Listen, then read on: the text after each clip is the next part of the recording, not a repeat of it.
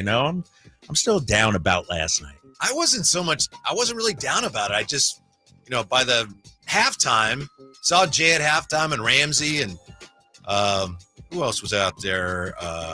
Tony Ray Harvey. Yeah. And I said, I'll see you guys. So Our boy, I checked you left that off, man. Oh, yeah. Must be nice to be able to do that. Some of us got to stick it out. I felt like, okay, I know this is going. Then, of course, driving home, it's like the G-Man, and the Kings cut it to 10.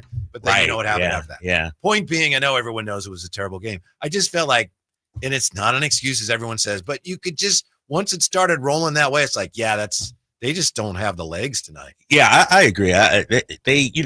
They came out, hit their first 2 shots, and I think missed 8 in a row after that, and they just never refound, their rhythm at all. And so I don't think it was for a lack of a want. It just, how sometimes when you hit the go button, nothing, you try to turn on the car and it's like, you with your garage door opener, that happens sometimes, and so I just felt like they were looking for the reserve tank of energy and it was not there for them last night. Yeah, it's like Star Wars when the hyperdrive's deactivated. Go to light speed. Right. That's what it was last night, and you could see it coming. And, tip of the cap to the Knicks, as Doug said, because they took full advantage of that. Yeah, and I was worried about this game, because sure, no Brunson, star that he is, but they got a damn good other, 4 or 5 other guys. And I'm going to blame you for this loss. Yeah, you know where I'm going now, right? You know where I'm going. I was busy, so I won't. But I was going to text you during the game, man. I'm like, Deuce McBride, man. Oh, my gosh. He looked like Joe Dumars out there the way he was scoring. What happened, Whitey? Deuce was like 4 of his last 90. Yeah. He was literally 4 of 26. And I was going, let him shoot. And you said, no, don't let him shoot. And I said, roll out the red carpet. Boom, boom, Deuce McBride, man. That dude did not miss. Like, I think his first 2 misses came from the free throw line. I think he hit his first 5 shots or something like that.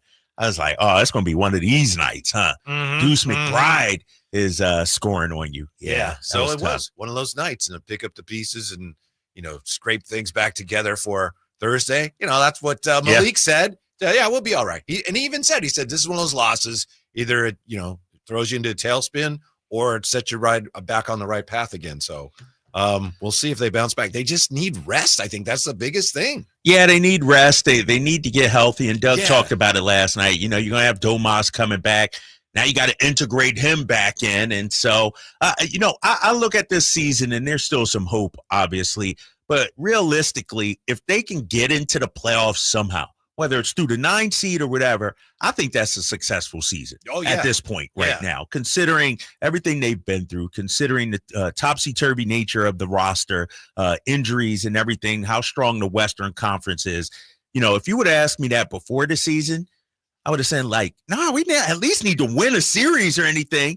But when new information comes available and, the firing of Mike Brown, trading to De'Aaron, where this team is, getting to the postseason would be an accomplishment, I think. Yeah, I know we did the roundtable before the season started. And everybody had their predictions, and maybe somebody will be on the money. I don't know. But even if they are, it doesn't really count because no one had any idea that at this point, March 11th, happy birthday to Shinya. Nobody had any idea that the team would look like this. Right? No one had any idea. Yeah, but before we go, how you just going to just skip casually over that? skip on that? What are you talking about? Dog, how come you didn't take off? Take her out to a nice dinner or something like that. Go on a trip, or something. What are you doing here? After that game, you guys probably needed me today, I figured. No, we all should have taken off today after last night's game. Seriously. We all should have. So happy birthday, Sheen. HBD. Any plans tonight or anything? I'm stopping by Seasons 52 on the way. Yeah. Okay. Oh, boy. Yeah, all right. I'm going to take her there. She said, you get off too late. At least you're not making her cook. I was about to say, she's probably at home cooking her own birthday dinner right now or something like that. What kind of guy is that? Probably not. Yeah. All right. But what were we talking about? Well, I was just telling you, and you know this, when we all made our predictions before the season started, they don't even hold any water now, even if somebody's on the money, because nobody had any idea that the team would look like this compared to where they were with all the changes. I must be right, huh?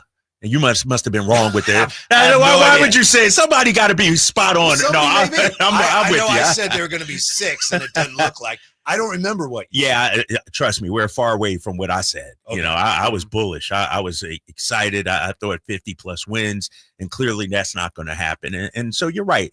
Nobody could. And how quickly it fell apart too. Like if you say, all right, they may trade De'Aaron Fox at the deadline. Nah, there's no way. Not really. But if I told you they're going to trade De'Aaron Fox and fire Mike Brown, no way in hell that's happening. No, right. And it happened with this team. And so, no, you're right, man. It's, I don't know if Vegas have pulled us off, the board when it comes to our over-unders, but they should have, because it's just been a grinding, tough season.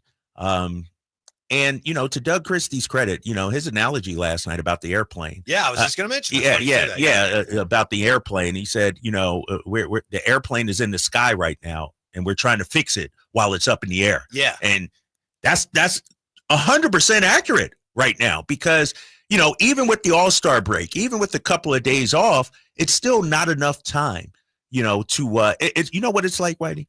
It's like being a pit crew member at the Indy 500 or something. We don't have that. We can't just put on 4 new tires and get. That's not how it is for us. And it's going to take some time, man. And, I just hope that this push towards the finish isn't a whimper. Like, I don't want us to go out with a whimper, 18 games left, we go 5-13 and then no moment. Like, come on, play hard. Maybe give us a first round playoff berth. I'll take that right now. Yeah, I wasn't discouraged by that loss last night. It was disappointing, but I'm not worried that now, they're just going to mail it in. I just think they had no chance last night physically. And the rest. Did we think that going in? I thought it was a possibility. Okay. I hope not. But, who was the guy that we talked to, the Knicks announcer, who was saying Murray. Oh, yeah.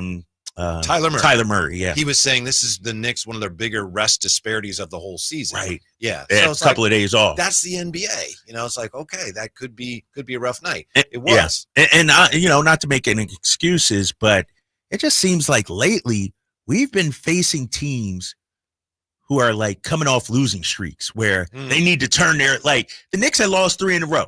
They've been stewing on it for 48 hours. Tom Thibodeau had his guys ready. We've seen that at times, and it's no excuse. Like Doug said, you got to be ready no matter what. But, to your point, second night of a back-to-back, a Knicks team that's obviously going to, give us trouble, and they had lost 3 in a row. Like, they were geared up. They were geeked up and ready to come out there and make a statement, and they did. Yeah, now, if the Warriors beat the Kings on Thursday the way the Knicks beat the Kings last night, then we got some things to talk about. But I'm not expecting that to happen, especially after the way the Warriors mistreated the Kings last time they were here. Right. And then, I don't know what you've heard. Maybe Domas is available for that game. We'll see. We're expecting some kind of update today. Yeah, some kind of update. I wouldn't be surprised, maybe back at practice tomorrow and then ready for Thursday. But, I'm at the point, Whitey, where I don't know what the hell is going to happen each game right now. Yeah. Losing last night, I kind of thought, okay, it's a possibility. And I understand we've been playing at such a high level, but we've seen this team compete hard day in and day out here under Doug Christie, and they just didn't have it, but I just didn't expect them not to have it. I thought coming off that tough loss against the Clippers, they'd be angry, focused, fired up. And it was, complete opposite in terms of what manifested itself. I didn't see us getting blown out. I could see us losing, but blown out before the game, I couldn't really see that. I wasn't thinking in that mind frame. I hope Jay doesn't mind. I'm gonna give you credit for your hat. Nice hat. Only because I know your mom gave it to you. Can you let the people at home know what hat I'm wearing, please, sir? It looks like a golf hat or something. I don't know. Top flight. My little Super Bowl champion Philadelphia Eagles hat. Let me take it off and take a look at it. And has the nice little whatever this is cord going across the brim. And who made this hat? Oh, New Era. I didn't think they were in business when the Niners last won the Super Bowl. So this is come on. Big time fly, Eagles fly. Sorry, Jay. I had to get some sort of dig in. Yeah, man. Because I know your first mom time wearing this. So shout out to mom, man. It's a nice hat. I looked at it too, and I said, "Oh, what kind of hat is that?" Yeah. And I looked Super Bowl. I'm like, "Oh man, that's a championship hat. Yeah. And let me tell you about my mom real quick. Say nothing Love her to disrespectful. death. No. Mrs. Draper No, said that. would I ever disrespect my mom? No. Maybe in therapy, but not out here for the public to say. No, I'm just, but no, because shout out to mom. Anytime a Sixers team or a Philly team, does something great, whether it's Eagles win the Super Bowl, even when the Phillies won the World Series, 15, 16, 17 years ago, first thing she says is, you want me to send you a hat or you want me to send you a jersey? So she's looking out for me. Whenever one of our local teams out there in Philly does well, first thing she do, text. You want a hat? Maybe I'll get a T-shirt for the kids. You know what I mean? So, and I feel like it's sort of authentic, coming from mom who resides in Philly. Now, when she says that and calls, do you bargain with her like you do with Emran? It's like, oh, mom, I'm not gonna. No, I never got to pay for it. I mean, if she tried to make me pay for it, I'd be like, new phone, who this? You know what I mean? I don't know what you're talking about. No, she always takes care of it. She takes it. Oh, we got Drapes Steaks coming right up with the Drive Guys on Sacktown Sports. Thursday night, Kings and Warriors. Game night with Scott Marsh and the high flyer Henry Turner starts at 5:30. Tip off at 7. The Kings play here on Sacktown Sports. Sacktown Sports, 1140. Big savings are back at Folsom Lake Honda, your one-stop Honda shop. New Hondas are piling up, and that means big savings for you. Looking to own or lease? During the spring sales event, drive a brand new Accord or Civic. Visit us today at FolsomLakeHonda.com, your one-stop Honda shop. As a family-owned and operated dealership since 2009, customer service is our number one priority. Our customers love doing business with us, and you will too. Folsom Lake Honda, yeah, your one-stop Honda shop. Capital Casino, conveniently located on 411th North 16th Street in downtown Sacramento. Mike Rowe here with a quick question. Is your concrete sinking? Whether it's your driveway, sidewalk, or patio, those uneven surfaces are not just ugly, they're dangerous. That's where Groundworks comes in. They use state-of-the-art concrete lifting solutions to prevent tripping hazards, and they're the best at what they do. Schedule your free inspection at groundworks.com/row. And while you're there, check out my latest dirty job. It's a good one. Licensed in all states where work is performed. See website for details. Meanwhile at Xfinity. Okay, huddle up. Do you realize how many fans stream basketball? It's madness. But real fans stream with Xfinity Internet. Totally. We've engineered the fastest connection. With reduced buffering and low lag. 'Cause making streaming better is what we do! Yeah! Yeah! Can we let go now? It's really not a huddle with two people. Switch to Xfinity Internet and stream live sports from the best seat in the house. Bring on the good stuff. Restrictions apply. Not available in all areas. Actual speed vary. Not guaranteed.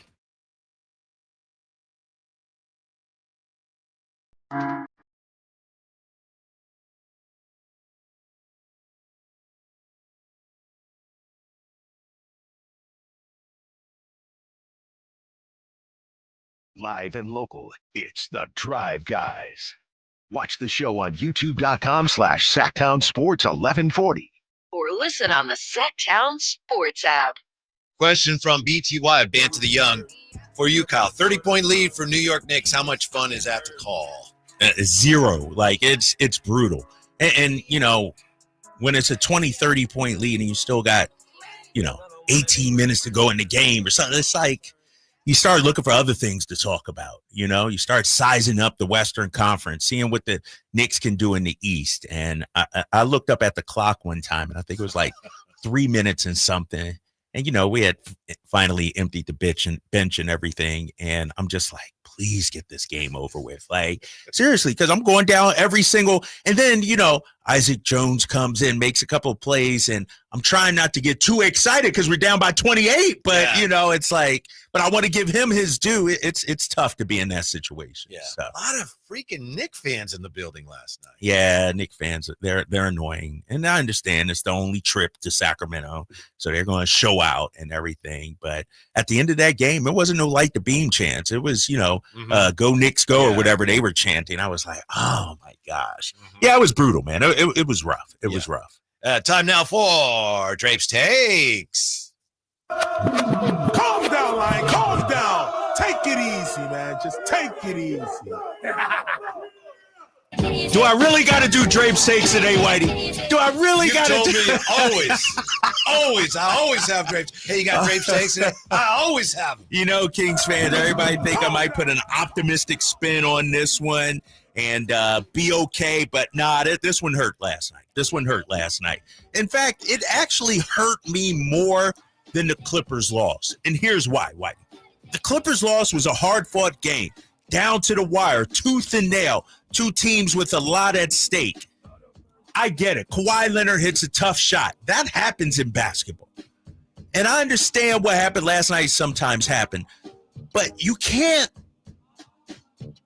got to find a way. And Doug talked about it. No excuses. You got to find a way. I'd rather a competitive loss against a good team than what we saw last night. And I'm not blaming the guys because I don't think it was for lack of effort or lack of trying or lack of want. But I got a text during the game, and somebody was like, man, it's like a playoff atmosphere to start the game. This crowd was ready, Whitey. Yeah. It was rocking. They were waving their towels. Everybody was fired up. And then we went out there and laid an egg. I'm not mad. That's why I feel like this one hurt me more. And because the loss to the Clippers, let's call it what it is. That was for 8th spot. Now you're virtually what? 3 games behind the Clippers because they got the tiebreaker? Right. 3.5, you know, and it's like the 3.5 behind the 6th seed as well. Mm-hmm. And so it looks like, and anything is possible, Kings fans, but the 9th seed, yeah. And that hurts. That's why I felt like that game, you had a chance to sort of, right the ship, if you will. You've lost 3 out of the last 4 games now, Whitey. Uh-huh. You're spiraling a little bit. I'm not saying they're going to miss the plan or anything like that, but it's disappointing. I'm not of the belief, you got to win this game, you got to do that. I'm resigned to the fact that, you know what? If they're going to make the playoffs, they're going to have to do it as a 9 seed right now. Basketball Reference says they got like an 83% chance of being the 9 seed. Yeah. Damn it, Basketball Reference, man. Let me go on to Kyle Ledbetter's the one that mentioned that, so blame him. Yeah, no, I'm not going to blame Kyle. Kyle's my guy. I'm not going to blame him. He's speaking facts. It's the truth. When I look at this Kings team, and I know everybody's harping on the offense and DeMar DeRozan and ISO ball and everything like that. But was ISO ball okay when we were winning 7 in a row? Was ISO ball okay when we dominated San Antonio? Was ISO ball okay when DeMar DeRozan took over and beat the Dallas Mavericks? I'm not going to let the results dictate how I feel about DeMar or the offense. Because one thing we know, Whitey, regarding the NBA, you can't play one style for a full 48 minutes. And to me, what I'm seeing with this Kings team is a lack of a point guard, a lack of a hub a la Sabonis. Because as I look down at this list of players, all great players, DeRozan, future Hall of Famer, Zach LaVine, but we need at this point somebody to elevate others. And I think that's what Doug was talking about last night when he was talking about breaking the shot clock into 8 second segments. Malik talked about it as well.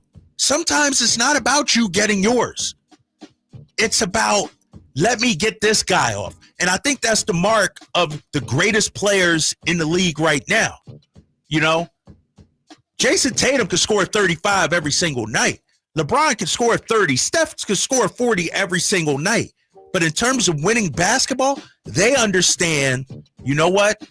I'm going to get this guy going. And I feel like we need somebody to make life easier for the DeMars, for the Zachs, for the Valanciunas, for the Keegan. Because right now, everything seems to be a little bit of a struggle offensively. It's taken me a long time to realize this, but ISO ball isn't necessarily bad. Right. And it's funny because the narrative, I've heard it too. All of a sudden, people are going, ISO ball. I mean, there's teams that have won championships doing it that way. But 2 things with this team. 1, we're not used to seeing the Kings play that way. And 2, the Knicks last night, they really moved the ball around and moved it side to side. So I think there was a contrast that was evident last night. But it's not necessarily a bad thing when you've got that roster. Yeah, I agree with you. And here's the thing, too. This Knicks team, they pretty much they know who they are. Yeah. We've had 3 iterations of this Kings team just this season. Like, Doug Christie took over late December. he's making some changes out there. And so when I look at the Kings offensively, I'm still trying to figure out what it is they're doing.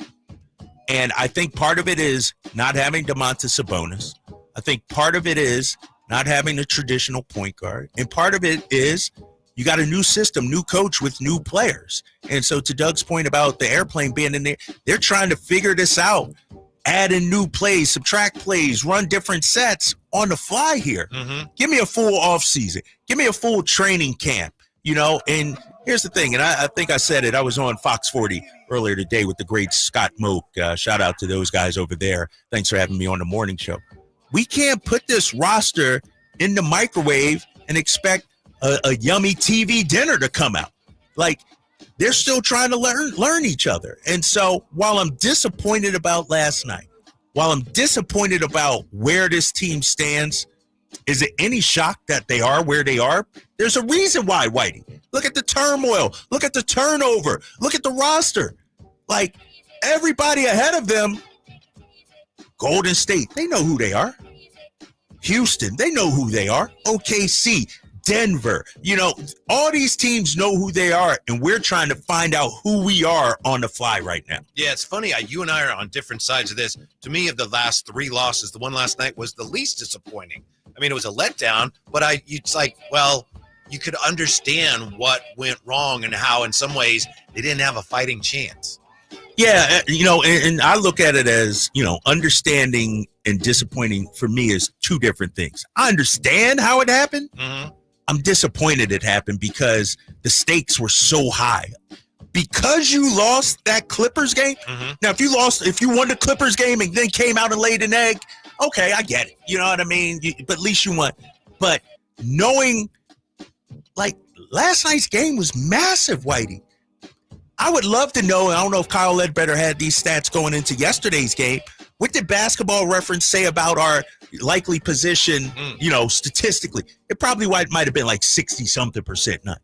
Like, we're pretty much locked into the 9 seed, and I know the guys are going to continue to fight. But I was upset. And here's the thing, too. We making OG Anunoby look like prime Scottie Pippen out there. Like, the way how is this guy all of a sudden turning into a 3-point shooter? Locking he had 5 freaking steals last night, Whitey. OG's a good player, but damn. OG Anunoby, he was dominant last night. I'm looking at a guy like Deuce McBride, a plus 32, a game high plus 32.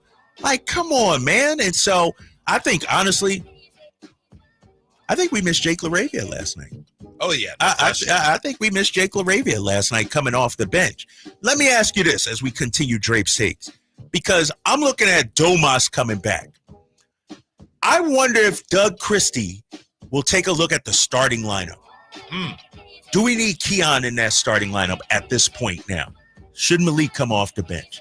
I don't know the answer to that. Doug's, and Malik talked about maybe adapting his game, getting others involved, and waiting on his offense, be more of a playmaker. But something sort of needs to happen over these last 18 games to get this team all on the same page right now. Yeah, I would like to see more of the king-size combo down the stretch. Really? Yeah. The way Jonas has played with Domas out. Yeah. And here's the thing about that. I think Valanciunas has earned more minutes, than 12 or 14 or whatever it is. It'll be interesting. I don't think you can do it against the Golden State Warriors. Right. You know what I mean? I think it depends on. We got Milwaukee coming up in a week and a half. I think we'll see it against it. I wouldn't be surprised if we see it Monday against Memphis, with Zach Edey and Triple J.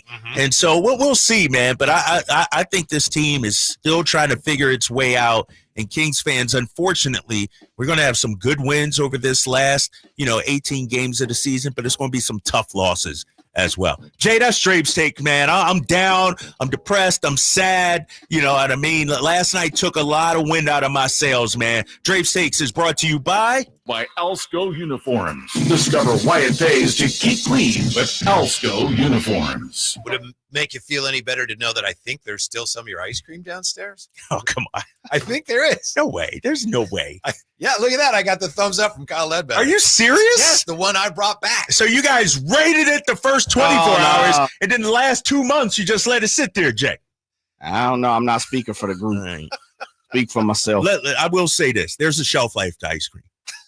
Oh, yeah, that ice cream like, if you open it, maybe 5 days to a week. Well, I don't think it's ever been opened. I never opened Really? it. Yeah. Oh, well, hell then. I'm taking that thing home. Jay, don't go down there. I'm taking it home tonight. Let me get some tonight. Okay. All right. When we come back, DC says about last night, that's not us. So who are they? And there was one call last night in particular we do have to talk about. We'll do that next on Sacktown Sports. Are you tired of your tee shots ending up in the adjoining fairway while the rest of your foursome is hitting it down the middle? Well, experts will tell you that being properly fitted for golf clubs will help you strike your drive center cut. The Hagen Oaks Player Performance Studio and its team of trained PGA professionals are ready to help you get rid of your banana balls and duck hooks. Hagen Oaks Indoor-Outdoor Player Performance Studio fittings are available 7 days a week. Make yours today by calling 916-808-2531. That's 808-2531. Coach Doug Christie here for your truck headquarters, reminding you that every deal at Folsom Lake Ford is a slam dunk. Shop all your favorite models on sale now, including America's best-selling truck for over 47 years, Ford F-Series, plus a huge selection of Broncos, Bronco Sports, and all of Ford's award-winning SUVs at FolsomLakeFord.com.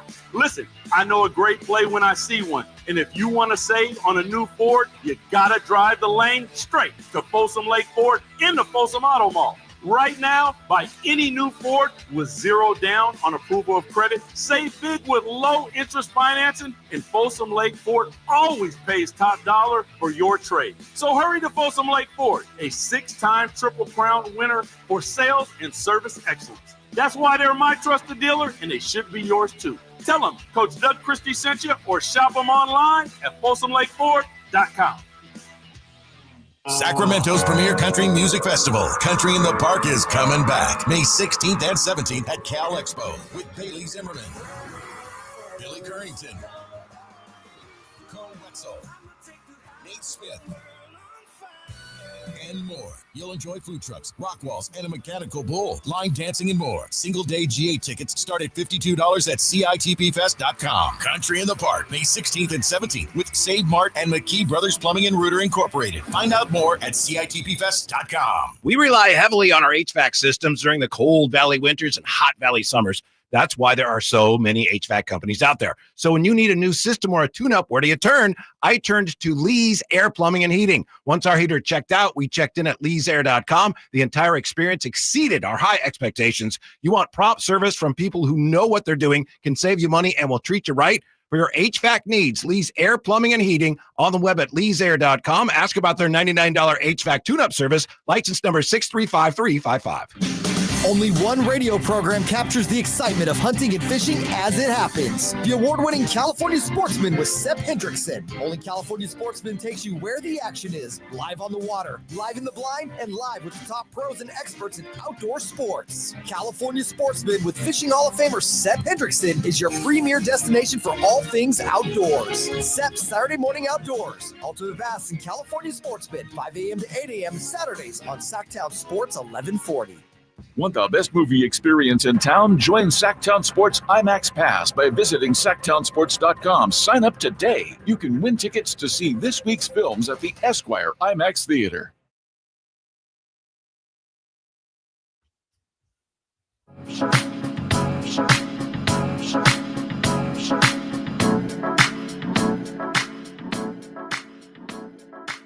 Not to feel this feeling again, especially this late in the season.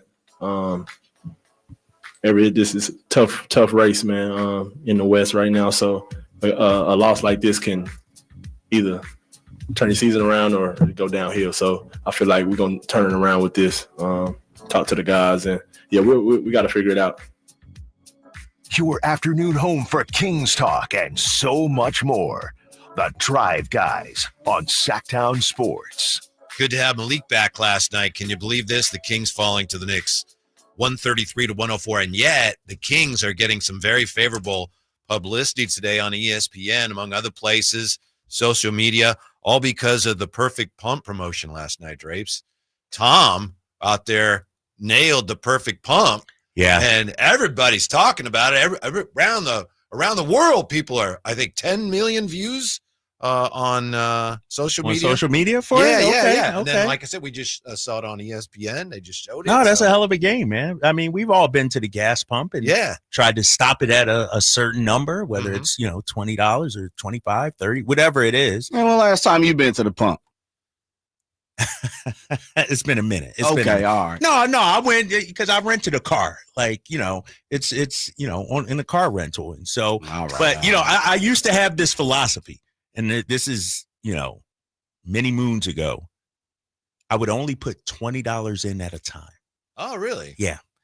And not because that made sense or anything, but at the time I thought it was criminal that it cost more than $20 to fill up the tank. It may surprise you, but I did the exact same thing. You did that too? $20 was how much was gas? I said it was $20. $20, right? Yeah, every time. $20. Why?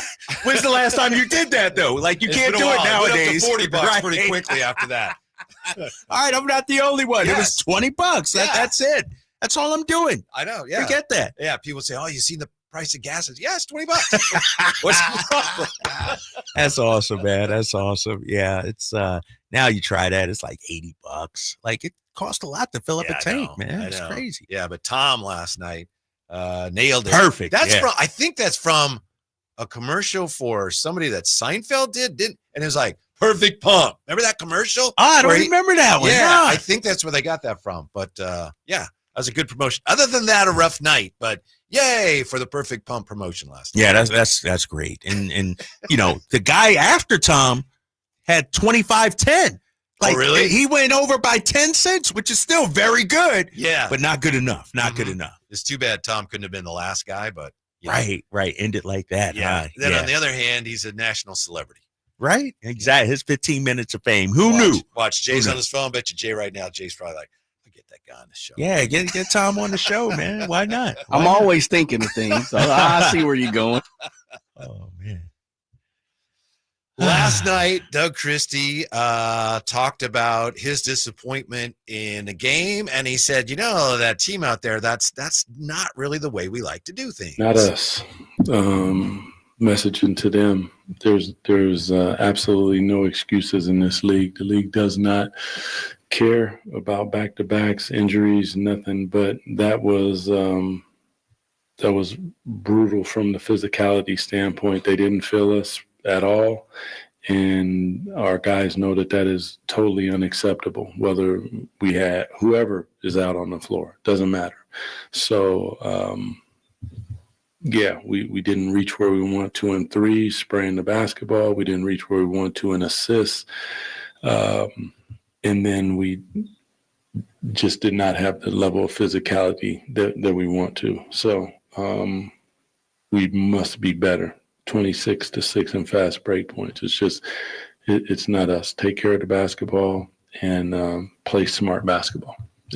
Yeah, so DC says that's not us. He mentioned that a couple times there. So that gets back to what you were just wondering on Drapes Takes, which is, who are they? Yeah. I don't know if anybody really knows. I don't know if Doug knows yet. He has an idea what he wants them to be, but who are they? We're still figuring that out, Drapes. Yeah, I think so. And, they had been playing at such a high level in terms of compete. Like, we haven't seen one of these since the Golden State game pretty much.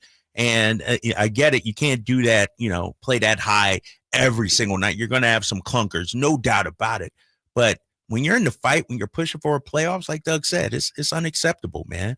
It's, the Knicks look like the faster team, the fresher team. They out hustled. And one thing, and you hear coaches talk about it all the time, Whitey, you can't control whether the shots go in or not, but you can control your effort, especially defensively. Mm-hmm. There was no resistance at all, man. None. And it like the Knicks were the aggressors. And so here's the thing. Second night of a back-to-back, whoop-de-freaking-do. At the end of the day, you didn't get it done. You didn't have the muster, the energy, and now you lost the game. And so there's no excuses for that. 339-1140, 1-800-920-1140 is the number if you want to join the conversation or shoot us a text. Let's see what Will's got on his mind here. How are you, Will? What's up, fellas? Hey. Hey, Drapes, I got you back, Drapes. It ain't. I got you, man. What you got for me? me? Hang in there, bro. Hang in there, Drapes. Hey, man, look. I didn't think they were going to win last night, but I didn't think they were going to get blown out. I could see they were tired. They were tired dead, man, after the Clipper game. But I know this is not going to solve the problem, so I'm not. I hope my boy Styles and Ledbetter don't blast me on this, but I would play Isaac Jones more, man. I mean, we gotta have. I know he's 6'9", he's kind of slim, but the dude is active. He's athletic. He's gonna get them rebounds, and he's gonna put things back up on. It's like we don't get that from Lyles. Every now and then, he'll produce something, but not that often. But it's like your boys, man, from 10 to 2, they hate DeRozan. I mean, all they do is complain about his ISO game. Look, it's only one guy on that team that I would bet money on that can hit the last shot of the game or score, who can score consistently, and that's DeRozan. But they just blast him. Who are we going to pass it to? Who are we going to pass it to besides Zach? We just lacking in talent. We playing hard. I mean, we have to be realistic. Like you said, we don't have a dog on defense. See, I hate Draymond. I hate Draymond Green. But a lot of times I be saying, "Where's Draymond? Please bring Draymond to the Kings." We don't have that guy who would change the psychology of a game. You know what I mean? Yep. Yeah, thank you. I hear you, Will. Thanks, Will. I hear you. It's interesting, the Isaac Jones conversation, because correct me if I'm wrong, Drapes, he was playing more under Mike, wasn't he? Yeah. But I think the way he played last night, I think he's definitely going to get at least another look. And he really only played because LaRavia wasn't available, right? Yeah. And that's the thing. I don't want to overreact to one game, because I've seen Trey Lyles come in and play well, and then not play well. I've seen Isaac Jones come in and play well and not play well. And so I think nobody was checking for Isaac Jones this time yesterday. All of a sudden he plays halfway decent in garbage time, and Isaac Jones got to play more. And all. Hold on here. I'm going to leave it up to Doug and, what he sees behind the scenes and everything like that. Yeah. And so he did play well, for what it's worth. Huh? He did play well last night. No, he did. He did. Exactly. He did. But, I think when Domas comes back, Valanciunas whose minutes is he taking? Not LaRavia's. If LaRavia comes back, are we saying he's taking Trey Lyles minutes? Well, we've seen Trey Lyles play good also. And so now, does he take Trey Lyles? What did Trey Lyles do wrong? I need to see an extended period before somebody loses their spot to me. Yeah. Trey Lyles is a better shooter than Isaac Jones. Yes. Right? And Trey had a couple nice games last week. Nobody's talking about. Yeah. By the way, do you know who led the Kings in assists last night? They only had 18, but had 5. Big JV? DeMar DeRozan. Oh, DeMar? Oh, there you go. Okay. Mm-hmm. Yep. Only 5 was our lead, though. That's well, I mean, you got to make some shots to get assists too. That's exactly right. If ain't nobody hitting, right, you're not getting an assist. You know what I would like to look at, and I got to go back and look at some of the official stats. How many passes are we making a game? You know what I mean? Yeah, I would bet it's down. Yeah. But the Kings, the dribble handoff offense, this goes back to Mike too. A lot of times it seems to me it's like the passes are resets. They're not passes that are compromising the defense. Ooh. It's kind of like dribble handoff, nothing there, throw it back out and reset. And try another side, throw it back out and reset. So I'm not a big fan of this, the dribble handoff. Have we been running it? A little bit. Maybe not as much. I think they backed off of it a little bit. Yeah, I feel like we've backed off a little bit. It'll be interesting to see. Domas. With Domas coming back. Yeah, exactly. Do we go back to that? I got the passing numbers here, Whitey. 3, 6, 9, 10. We're 11th in the league in passing right now, as of right now. Let's take a look at that number since the All-Star break, because I feel like that has gone down entirely. 11th in the league at 288.6 passes per game overall for the season. Now, since post-All-Star break here, as I update this here, the Sacramento Kings, stand by. Ooh. You know, when you got to scroll down, you got to go. 30, 29, 28, 27, 26, 25, 24, 23rd since the All-Star break in passes, 242.8. Now, Drapes, can we tell whether that's a good or bad thing? Are all the good teams at one end or the other of this, or is it spread out? Well, let me go back. Boston doesn't traditionally, historically, they haven't passed the ball around a lot. You know, but they don't. But I'm looking at the top passing teams, and this is an interesting point you bring up. Golden State's number one. Damn. Since the All-Star break, 349.3. They passed the ball 100 more times a game than us. Yeah. That's insane right there. That's a lot, Whitey. I'm sorry. That's a third. Like, that's a lot. Second is Indiana. And this is just during the All-Star break. Indiana 5-4. Since the All-Star break? Since the All-Star break. Chicago, not a good team. Phoenix, not a good team. Wizards, not a good team. Nets, not a good team. Charlotte, not a good team. Spurs, not a good team. Miami, not. So that's interesting. We bring that up. But so then let me ask you this. If we're saying that the Kings, like, just because you pass the ball a lot does not equal success, why do some people get on DeMar DeRozan? If he passed the ball, does that mean that this team would have more success? Not so fast. Not necessarily. We'll dive back into that when we come right back. Drive Guys on Sacktown Sports. Spring is in the air, and there's really nothing better than hitting the open road in a new Honda. Whether you're shopping for new or pre-owned, Stockton Honda has the selection and savings. Plus, get top dollar for your trade. And while life's roads are often filled with bumps, buying from Stockton Honda couldn't be smoother. Wherever the road you travel might lead, Stockton Honda is happy to get you there. Come in today or go to StocktonHonda.com. Anytime, anywhere, it's all here. StocktonHonda.com. We just want to have enough money for retirement. And travel to visit our grandchildren. I understand. That's why at Fisher Investments, we start by getting to know each other so I can learn about your family, lifestyle, goals, and needs, allowing us to tailor your portfolio. What about commission-based products? We don't sell those. We're a fiduciary, obligated to act in your best interest. So how do your management fees work? We have a simple management fee based on the value of your portfolio, so we do better when you do better. We appreciate that kind of transparency. We also check in with you regularly to keep you up to date on the markets and your portfolio. What other services do you offer?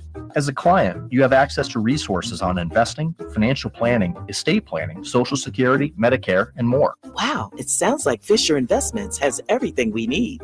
At Fisher Investments, we're clearly different. Learn more at FisherInvestments.com. Investing in securities involves the risk of loss. At Valley Strong Credit Union, we know that local businesses are the backbone of the Central Valley, investing in our neighborhoods, boosting the economy, making the Valley stronger. But when it comes to their finances, where can they turn? A big bank that just sees another number? That's not good enough. Valley businesses deserve Valley support for payroll, credit, cash flow, and everything in between. Valley Business is Valley Strong. Learn how our cash management services can support your business at valleystrong.com. Save $10,250 off MSRP on new 2025 half-ton Silverado LT after rebates at the Meta Chevy Silverado Supercenter. $10,250 off. New Silverado at MetaChevy.com. Together, let's drive. See dealer for details. Best on 2011 or newer Chevrolet. Get ready for your chance to win $1 million by entering Sacktown Sports Bracket Challenge on Sunday, March 16th. Brought to you by Xfinity. Stream live sports from the best seat in the house. When you're hiring, have you ever felt like you're missing out on meeting truly great candidates for your roles? It seems impossible to find them. They have to be out there somewhere, right? Well, they're not hard to find when you know where to go. And that place is ZipRecruiter. And right now, you can try ZipRecruiter for free at ZipRecruiter.com/free. ZipRecruiter helps 10 million people with their job search every day. And because these people are actively looking for jobs just like yours, it's easy to find the right person right away. In fact, 4 out of 5 employers who post on ZipRecruiter get a quality candidate within the first day. But if you're not using ZipRecruiter, you're missing out. So see what it's like when the impossible is easy. When you go to ZipRecruiter.com/free right now to try ZipRecruiter for free. Once again, that's ZipRecruiter.com/free. ZipRecruiter.com/free. Never miss out on great candidates with ZipRecruiter.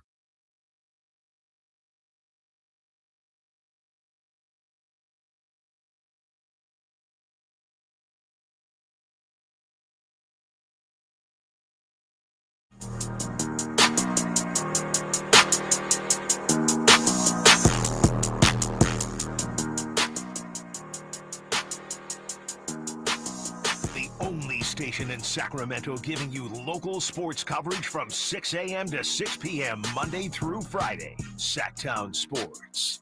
Hey, Drapes, Ryan Williams-Art is your guy, right? Well, it depends on what he says. We're just talking about some numbers Drapes found on the number of passes. And we're looking at that. That sounds a little, wonky, but we're trying to figure out what the Kings are. The number of passes per game has gone down. There seems to be this widespread belief that, that's bad. And we're finding that a lot of the teams towards or at the bottom of this list are actually really good teams. So that's why we're talking about passing and who passes the most. Ryan Williams-Art says, Kings passing looks consistent to me. I mean, they're passing teams on their way down the standings. That's your guy. Wow. My guy, Ryan Williams-Art. We were just looking at the standings, the rankings of passing. The teams at the bottom in the league in passes, fewest passes. Houston, solid team, right? Yes, playoff team. Cleveland, championship contender. Right. Detroit. Another playoff team as of right now. Then there's Dallas, they're scuffling. Clippers, they're in the mix. Celtics. Pretty good team. Thunder. Champs, very good team. So this ball move, that's the bottom, Whitey. So this ball movement narrative and that, the ball sticking and all this and all the great teams, they're not swinging it around like that, throwing it around. The great teams are right now getting it to their best players a lot. And the best players make the decision. Yeah. I think that, you just asked the question. I think it's a really good question. Why is everyone down on Debo? Why is everyone down on the ball sticking? Well, on the one hand, sometimes the offense just isn't functioning and then you look for problems. But there's this notion that, and it took me a long time to come to terms with this. If the ball's not moving, if they're not sharing the ball, then someone's being selfish. Mm-hmm. And if the best player on the team is taking the majority of the shots because it gives the team the best chance to score, that's not selfish. That's just the smartest play. Right. Exactly. And I will say this. When it comes to DeMar and, these recent games, there are specific matchups the Kings have been targeting. Not necessarily yesterday because I wasn't in the film session, but out there against the Clippers, James Harden, we're going to go at him. We're going to target him. Jamal Murray, we're going to target him. The Clippers are way down on the list, right? In terms of passing, yeah. James Harden, because he has a ball. Yeah, exactly. Clippers, 5th fewest passes in the league. Celtics 6th fewest. OKC 7th fewest. But I think when you look at DeMar, he sees an advantage. And it's not just him. It's the scouting report against Denver. Go at Jamal Murray. So when the switch comes and Jamal Murray's on, whether it's DeMar, Zach, or whoever, they're attacking that guy. Now, the results might not always be there, but I feel like this narrative about, the ball sticking and DeMar not passing and everything is results-based. Nobody's saying that when he's making the shots, we're not bringing that up. It's when we miss or when we lose, it's like, all right, let me look. Oh, yeah, DeMar got it. But we just said the best teams in the league don't pass the ball a whole lot. Yeah. To me, the tricky part is this. When Mike Brown was here, the offense was based at least somewhat on what the Warriors did.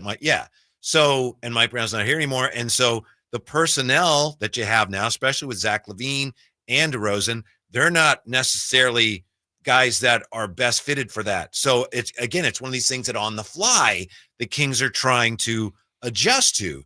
And if as a fan, you're looking at, wow, they used to throw more passes. Now they're not. That seems like, oh, well, that's the problem.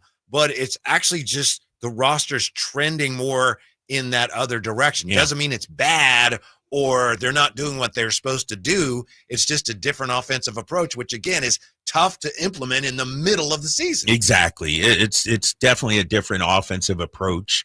And we saw it even with Mike, them starting to tinker a little bit, take the ball out of Domas's hands as much, not as much. And so I just feel like, it's frustrating to see this team, lose the last couple of games, 3 out of the last 4, be in 9th place. But the reality is they're trying to fix this on the fly. And it's not even just player change. It's a coaching. It's a new system that they're implementing on the fly, and you're going to take some lumps sometimes. Raider Joaquin says Keon should start Malik off the bench. Keon sets the defensive tone. Malik is a spark off the bench. They would be most efficient in these roles. And Nurko says Malik Monk, not a true point guard. I feel like he commits a lot of turnovers, makes bad decisions. He's best when he's playing off the ball. I'll say this about Keon starting. Go back to the games before Malik got hurt. The Kings defense was on point those first few games. And so I'm not going to overreact to a good, gritty New York Knicks team that had been licking their wounds after 3 straight losses. Now, if this becomes a trend, Warriors come out, Phoenix comes out, then it's like, all right, we got to make some adjustments, especially this late in the season. But I'm not going to, because hold up now. The games when Malik played right after the All-Star break, Warriors, nobody played well in that game. But the Kings defense was humming ever since that point. And so I don't think it's just a Malik problem or a Keon solving it. I just think, last night we ran into a buzzsaw. Let's see what happens come Thursday. I think we're going to see what we've been seeing all the way through here, which is Malik starting, and then Doug did it again last night. Keon came in just about 4 minutes in. It was right, a little the quick, more. Yeah, he's been doing that, right? Yeah, 7:47 left, something like that. I think that's what he's going to do. By the way, last night Malik had 2 turnovers in about 30 minutes. Zach LaVine had 5 turnovers last night. Zach struggled with the handle. 2 turnovers for one player isn't necessarily a lot. The Kings just had too many guys who had 2 turnovers, and it ended up with a team 18 turnovers, which is a killer. It's a kid, but we turned them over 16 times. Yeah. So for 25 points. Yeah. They turned us over 18 for 24. So that was pretty even. And so it just, I don't know about you. Watching the game, it felt like we turned it over way more than they did. Like, it felt like they got deflections and steals. How many steals? They had 13 steals. Steals are live ball turnovers, Whitey. That leads to the fast break points that Doug was talking about, 26. Their turnovers were more dead ball turnovers. I don't know. It was just bad last night. The Knicks don't really play at pace much, but last night they knew that it was to their advantage to do so, to their benefit. Yeah. What about their 3-point shooting last night? I thought it was pretty good, Drapes. I thought it was spot on. I looked at some of the numbers, man. Knicks shoot a good percentage, relative. Like, I think they're 12th, I think, in 3-point percentage. But they're 22nd in attempts, I think it is. Last night, they were putting them up like the Celtics out there. Yeah. Like 22 threes made for these guys? That's unheard of. Come on, man. Cam Payne was just like almost with his eye. He only shot 3, but he made 2 of them. Right. So I was like, watch this, guys. Yeah, it was bad. I want to ask you about the foul call. I think they called the foul on Keon when I believe it was McBride. What happened? Might have been Hart, but he was driving in the backcourt, and it looked like he actually stuck his arm out, the offensive player, and kind of hit Keon in a place where you should not hit anyone, and they called the foul on Keon. I remember that. And they reviewed it. I could talk to you about girth. Yeah, and then so Doug's like, yeah, we're going to look at that. And after they looked at it, they said, oh, yeah, the call is upheld. Yeah. That was one of the strangest calls I've ever seen. It didn't really matter in the context of the game, but it was strange. Well, that was a weird sequence, too, because what had happened? Did the Kings turn it over or something? Something happened in the corner, from my vantage point. Keon and McBride were right there. Something happened in there. I think DeMar went down or somebody went down. Might have been after DeMar got the tech? Maybe. Somewhere around there, yeah. Because I think that might have been, part of the same same issue. And so I don't get me started on the officials, Whitey, because, I do feel like, and I'm not blaming it at all, there have been some questionable calls over this last week. And I feel like Keon's not getting a good whistle as of late, and I know he's not a star player or anything, but damn, he was in some foul trouble last night, 4 fouls last night. Emmadrock says McBride tripped on Keon's foot.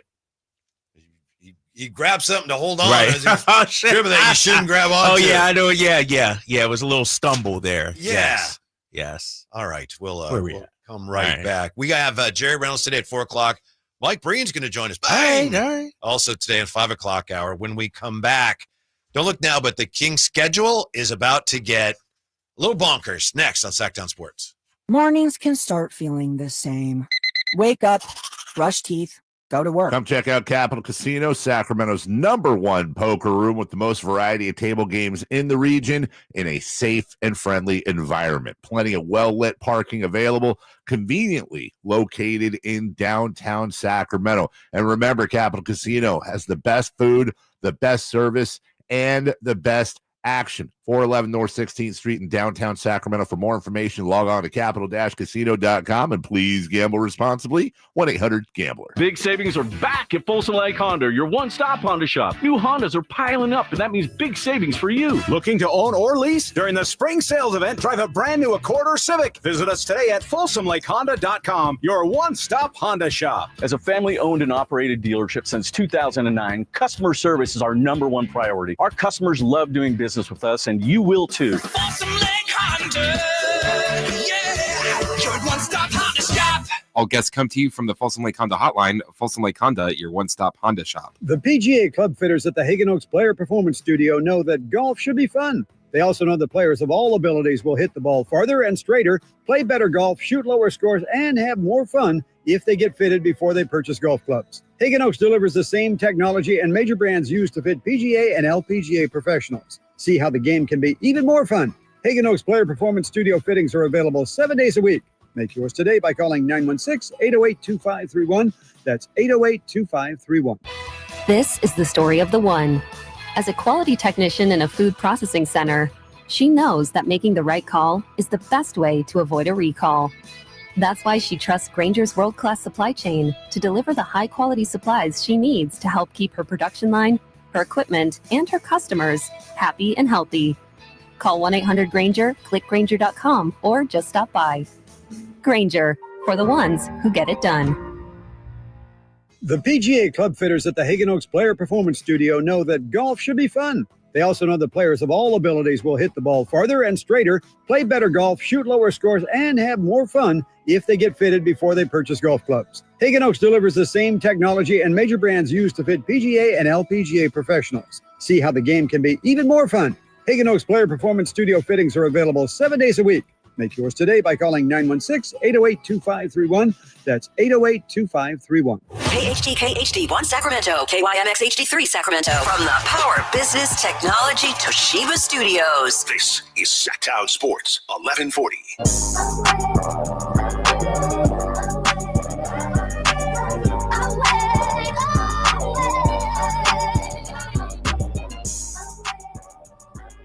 Live and local, it's the Drive Guys. Watch the show on youtube.com/Sacktown Sports 1140. Or listen on the Sacktown Sports app. No way around it. The Kings got, as Drapes like to say, what is it, mollywopped? Mollywopped, yes. Yeah, they definitely did. 133-104. Game pretty much over. I would say halftime, which is when I bid adieu to Jay, but the Kings did go on that run right after halftime, and they cut it to 10, and then it was good night as the Knicks countered with, I think, a 9-0 run, 3 threes in a row, and then that was that. The loss doesn't bother me as much as it bothers you, Drapes, and maybe it should, but I just felt like, borderline, quote-unquote, scheduled loss, whatever.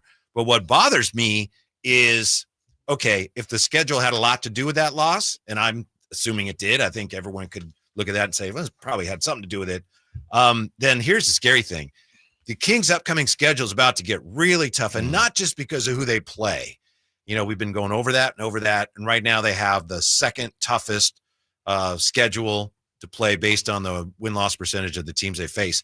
but it's how many games they play that concerns me, because the Kings are not a young team, and you get 2 days off now, right? Then you got the back-to-back. Mm-hmm.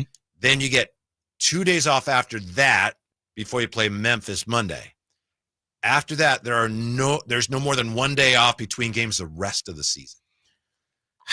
And you got 3 back-to-backs. Now, 10 of those games are at home, but you got a lot of games in a short period of time for a veteran team.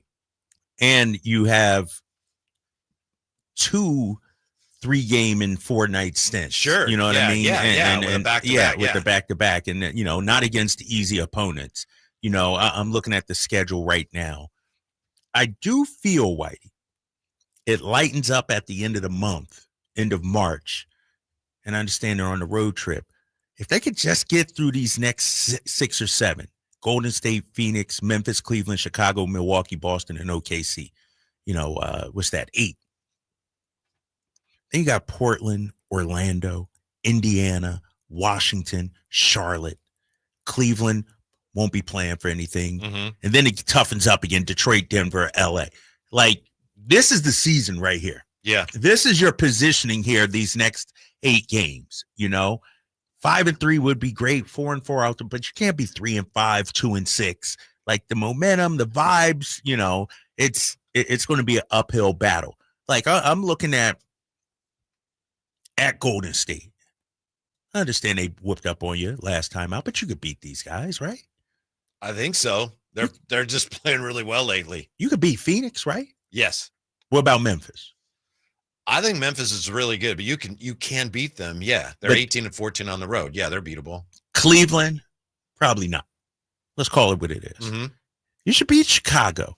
Yeah. Honestly, you should beat Milwaukee. I'm saying it. You should beat Milwaukee. Boston, they're going to be breathing hot fire. They're locked in right now. OKC. I'm looking at a 5-3 stretch. 4-4, I'll take. You can't lose the games, in my opinion, you're supposed to win. And I'm including Phoenix, at Phoenix. Phoenix is reeling right now, Whitey. Yeah. They don't want any part of the play-in. You know what I mean? The way they're playing. They lost again, last night? Who did they lose to, Whitey? You got that right there? They took an L. They did take a loss. Memphis got them last night. Yeah, that's right. Yeah, Memphis got them last night. Dallas won last night. And Dallas won last. I look at this schedule, and it's tough. We understand that. But damn, Kings, this is your season right here. This is it, these next 8 games. You come out of this 5-3, feeling pretty damn good. That is a tall order. It's doable. doable, A tall order, but yeah. it's doable, but it's a tall order. But then let's say you go 5-3, then you got Portland, Orlando, Indiana, Washington, Charlotte. Like, you could be doing something. And so here's the thing, though. I'm saying all this, that's a pie in the sky view of things. That's a utopian view. This is how I want it to be. 5-3 at worst. But what we've seen over these last couple of weeks is we just don't know. We don't know. You know what I mean? I don't know what this Kings team is going to do over the last 18 games. And we're going to be living on it. They could come out and beat Golden State and lose to Phoenix. Right. I don't know. Like you're ready to get back on the roller coaster, Drapes. Exactly. No. Climb aboard. I refuse to get on the roller coaster. I'm not like that, Whitey. I don't have a ticket to the roller coaster. I don't have no fast pass. I'm watching you guys go up and down, up and down. And when it's all said and done, that's when I'll have my, reaction. I'm not going to live. I mean, dude, I can't live and die, man, because it's too much. It's too much right now for me. I'm sitting through that game last night, and I'm like, what the? And at home. I know. I don't even know if that's on the rundown, Whitey, but how the hell are we 16-15 at home? A good question. No one has an answer. We've been asking coaches and players about that for how long now? Yeah. Everyone says the right thing and feels the same way about it, but we're going to have a worse home record this year than we did last year. Well, I'm sorry to be negative and downer. I'm a downer right now. I'm sorry. I mean, some of that is not acceptable, as everyone says. It's not acceptable. What does that mean? You have to accept it. Right. Not acceptable, but understandable with all the tumult. You know what I mean? Again, not like, oh, it's fine, but probably had a lot to do with the home record not being what it should be. You got, two coaches and all, everything. Had some tough losses in that, the final stretch of Mike Brown. There's some that 5-game home losing losses streak in there. Tough ones.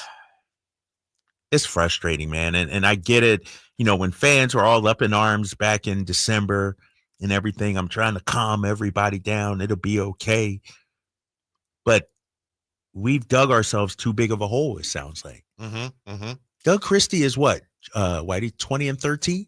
That's solid as a coach. Right. That's solid. Right. 8-5 over his last 13. That's solid.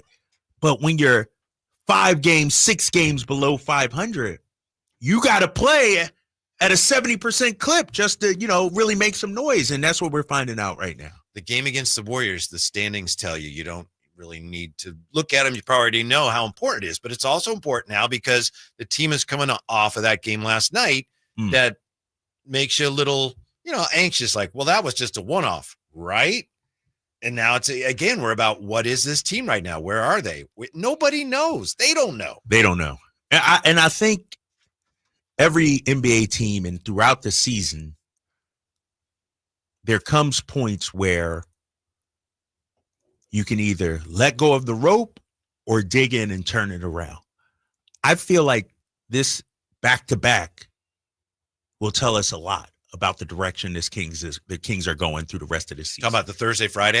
Friday. Yes. Warriors, Suns. Yes. Because if we wind up losing one or two of those, to me, it sort of signals that this team is down, defeated. If we win, let's say we win Thursday against Golden State, they still got some fight in them. They still believe. And so I think every team deals with this at some point.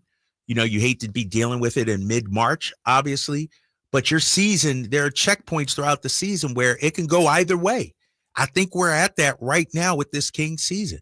To your point about the next 8 games and the strength of schedule, which way do they want this season to go? On the text line here, Doug says, I don't know who says it. He's talking about Doug from the 916. Doug has no point guard and won't play Fultz. Fultz is hard to play right now, sir or madam. Nothing against him. I have nothing against Fultz. He came in and he looked like he might have an impact in the last few games. It's just like he's just not having an impact. He's almost invisible. What did you think about him not going to Fultz at all until the game was pretty much decided? I think it shows how much more faith he has in Devin Carter right now. Devin Carter's at least making things happen. And Fultz is just like not doing anything. He's not really playing really badly. He's just not helping you. Yeah. Don't you think? No, I hear you. I think we got a dilemma there. I think, mind you, Markelle Fultz, I don't think was brought in to be a 20-minute kind of guy. He got some minutes when Malik was out. Malik was back. Devin Carter played well in Malik's absence also. And so, yes, Devin Carter's ahead of Markelle Fultz on the depth chart right now. Yeah, and also the organization has a lot more invested in it. 100%. We got to, as an organization, we need Devin Carter to succeed, to thrive. And so he's shown some flashes out there. It's I'm of the belief, Whitey, I'm going to just be 100% completely honest. Is this roster complete? Is it a championship roster? I don't believe that. So whatever happens the rest of this season, I'm interested in what Monty, West, and the staff and everybody is going to do to correct it going into next season. Like, we're not a championship contender right now. If we can get into the playoffs, great. That's fine. I'm hoping for that. That's a success. But really, this is about building something right now, I think. Do I want them to beat Golden State, Phoenix, win the rest of their games? 100%. But realistically, this is about finishing strong and hopefully building something going forward after this season. It's hard to do in the short term because the way a small market team typically builds us through the draft, there's lots of ways, and you don't have your first round pick. So, right? That's going to convey. Right. Yeah. And that's the thing. It's like, it's going to convey because there's no way they fall out of the plan, right? I think it's possible, but very small. Kyle, I think said 0.7 or something crazy like that. And so it's going to convey. And so to your point, you don't have your pick this year. 339-1140, 1-800-920-1140. We'll be right back with a look at the phones. Also, DC addressed last night the whether the team is too ISO heavy right now. We're back with that and more. Drive Guys on Sacktown Sports. Hey, it's Carmichael Dave for my good friends at American Energy. It's cold, and American Energy wants you to stay warm and make sure your system's operating safely. Here's the deal. A $49 tune-up inspection, which is regularly $119. That's a full safety and duct inspection. But guess what? If your system's over 10 years old, the tune-up is on them. That's right. It's free. Give them a call right now. $50 off your first recommended repair. And if you need a new furnace, half off the price of a new unit. Oh, by the way, breaking news, they're hiring right now. Here's the deal. They'll train you, full benefits, generous incentive-based pay. Just call today for more details at 916-520-9990. That's 916-520-9990. Not only great deals from American Energy, but possibly a new career for you. Check them out at theaeway.com for an instant quote and tell them Carmichael Dave sent you. Call 916-520-9990 now. All guests come to you from the Folsom Lake Honda Hotline. Folsom Lake Honda, your one-stop Honda shop. Workdays can be unpredictable, but your workwear shouldn't be. With a Cintas Apparel Plus program, you'll have freshly laundered garments for everyone on your team delivered every week. Cintas has workwear for just about any job imaginable, with high-performance fabrics and an uncompromising fit that stretches and moves with you. Don't leave looking and feeling good to chance. Visit Cintas.com. Oh, I'm ready! And get ready for the workday. Hey, Green Gobbler here. So you've got a clogged drain in your bathroom. Water in the sink's overstaying its welcome. You're spitting today's toothpaste on top of yesterday's toothpaste. You hope that it go away. Yeah, clogs don't just go away. I make them go away. I'm Green Gobbler, the only clog dissolver you need. I'm bleach-free, safe for your pipes, and I work. Guaranteed or your money back. Because I never met a clog that was going to unclog itself. Green Gobbler. Let the gobbler get it.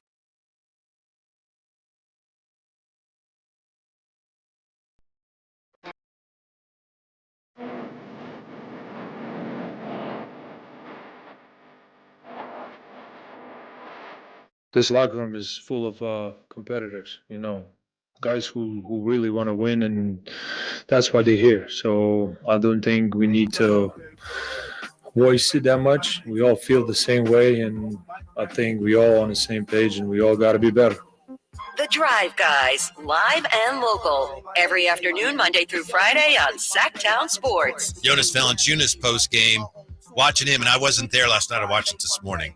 But he almost had a look on his face like, what do you want me to say? It wasn't very good, and we know it. Right.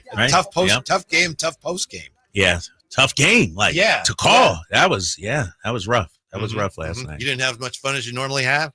Nah, because, and here's the thing, what was it? I think Zach had a dunk and Isaac Jones had a dunk, in back-to-back, and I'm trying to muster the energy, and I'm like, then I look at the scoreboard, we're down by 26 or whatever. It's like, yeah, that was nice. But Jeff says here in the text line, our answer for next season is crystal clear to me. 2 guards, Keegan at the 3. The missing piece is a big 4. Keep rotating Domas and JV. Last night, we didn't have the beef to compete against the Knicks team. Thanks, Jeff. Thank you, Jeff.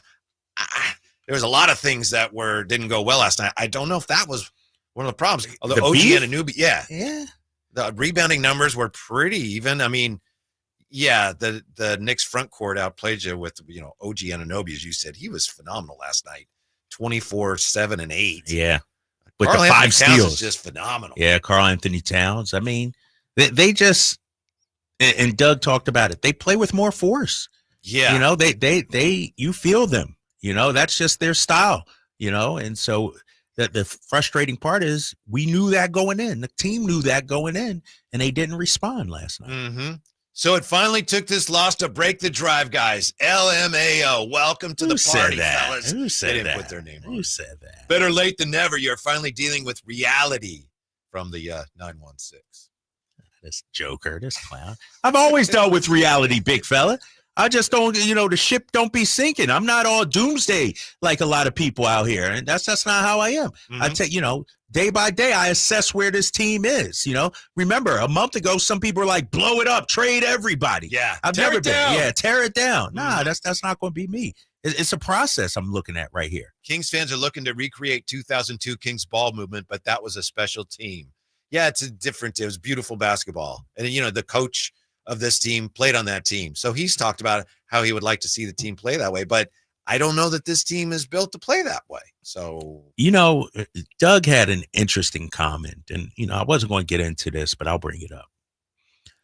I asked him, I think it was before the Clippers game, about the identity of a team coming from its coach. For instance, Ty Lue, defensive-minded coach, tough, hard-nosed. I asked Doug about, just the process of getting your team to take on your identity. And one of the things he said is, when I look at the players, Tibbs or Ty Lue, these are his guys. You look at Houston, Ime Udoka, they brought in players specifically to fit his style. Doug inherited this team. And he congratulated and he, shouted out the team, the guys, for buying in and, trying to do. But that's where I'm talking about. There's more work to be done to truly get to a Doug Christie kind of team, and that's why I think this offseason, whether it is picking up a Dylan Brooks type or a Josh Hart type or something like that, that to me is the next step in this building process. Mm-hmm. I don't know if he's ever going to get that, only because I don't know that Mike Brown ever got that. Right. That's a good point, right, Whitey? Mm-hmm. Because Mike Brown's a defensive-minded coach, supposedly. Yeah. 339-1140, 1-800-920. Oh, they dropped off. We're just about to go to the phones. Yeah, that's open all right. phone lines right now. 916-339-11. Fellas, I was going to say, and that it's a good point, Drapes. It popped in my mind, and I've thought about this, the last month and a half or so since Coach Christie's been the head coach. You might not be able to ever get the players. Maybe you might get one, two of them. Yeah. But I do think there is something to having your own people around you. And when you walk into a situation where, it's kind of a hodgepodge, and then on top of that, you lose an assistant coach, then you bring in, you lose the face of the franchise. Like when you make so many different moves, there's no stability there. And most people just can't operate without stability in our life, right? You need something to lean on. Hence why we talk about, mental treatment nowadays, all these different things that we're now consistently making sure that people are okay with. I'm just saying, I think what Coach Christie has brought to the table is stability compared to just about anybody that we've seen here in the last year and a half, once, removing Mike Brown. Beyond that, where's the stability been at in this organization and or the team? You mentioned treatment, and I just you reminded me of something that friend of the show, the great Pete Youngman, posted, and I thought it was interesting. And this is just me talking here, but you guys, you and Katie were last night talking about the team coming in so late, and Katie, I believe, said, because I came home and I listened to you guys. That's why I came home. I was like, I got to hear that. Yeah, to rush home. Yeah. She talked about all the players. The charter got in late from LA, and the players had to get treatment. Right? That's what she said. Pete Youngman on X, treatment after the charter gets back at 1:30 a.m. from an overtime game with a back-to-back looming. I'm sorry, but sleep is a more important recovery tool at that point. Okay, this guy was a trainer. So anyway, I thought that was interesting. Yeah. Been doing it for many moons. Yeah. So I have no idea, but as a trainer says, that maybe wasn't the best approach. Here's Doug Christie, and I believe it was Matt George who asked him a question about the team being too ISO heavy. Doug Christie addressing the elephant in the room. Do DeMar and Zach make this team too ISO heavy? DC, you just touched on this a little bit. You have two really gifted isolation scorers in DeRozan and Levine. You've also talked about wanting to have a kind of a free-flowing offense, not drop plays or anything like that. No, we draw plays. Well, okay, so but what is the right? What is the balance with letting them rock and letting them do their thing in isolation and wanting them to move the basketball out of those spots? Where's that balance? Well, the balance is breaking the shot clock down into 3 sections. The first section is transition and flow. So that's 8 seconds. The second is getting ourselves into sets if that first flow isn't there.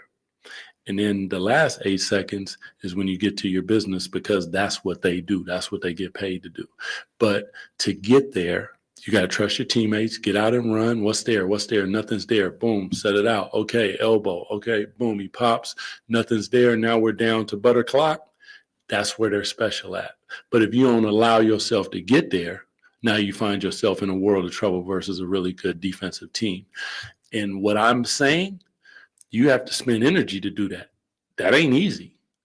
There's trust involved in that. There's a lot of different things that involve. It sounds easy, but I'm from somebody who did it my whole life. That ain't easy, man, because these guys are physical. They're letting them touch you. All of a sudden you get in your feelings because I don't want to be touched, and I'm about to show you I got game. We can't get personal like that. Let it do what it do. Get out and run. If it's there, great.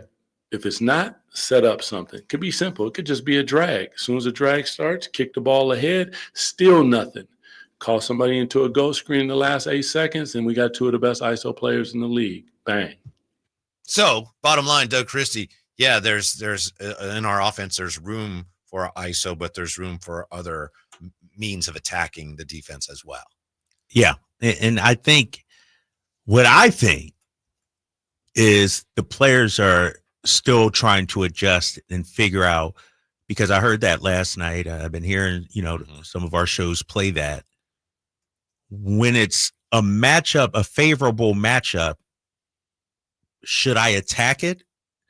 Even though it's still in the early parts of the shot clock. I think they're still, but let's keep it simple. The Kings right now, this roster still does not know who they are. They aren't gelled yet. They're not together fully yet. It takes time. And that's all.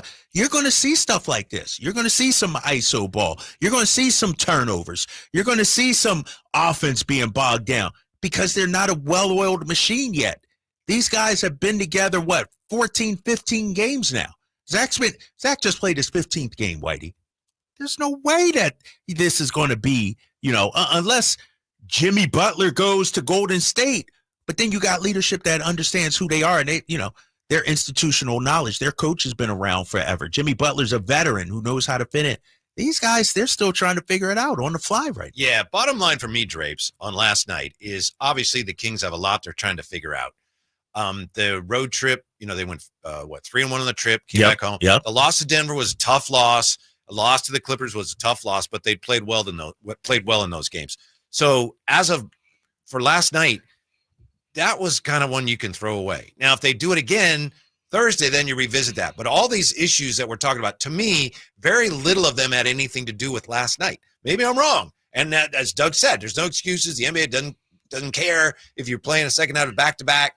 But overtime and then playing the next night of a back-to-back at home, that was a tough one last night. But that game, to me, is not a game that leads me to, ring the alarm, panic time. No, there's issues there, and they're still there. But last night, to me, didn't make them seem any worse. Disappointing loss, but I just think last night they just didn't. They did not have the legs. No, and you might be right about that. You might be right about that. But that's going to happen sometimes. During the season. Yeah, as long as it doesn't happen again. Right. Now, what if they beat Warriors on Thursday and then get blown out by the Suns Friday? Do we understand that too? We'll see. Are we going to just punt on back-to-backs the rest of the season? Second night of no, you got to muster a way. You got to figure it out, man. And so I hear you. It's understandable.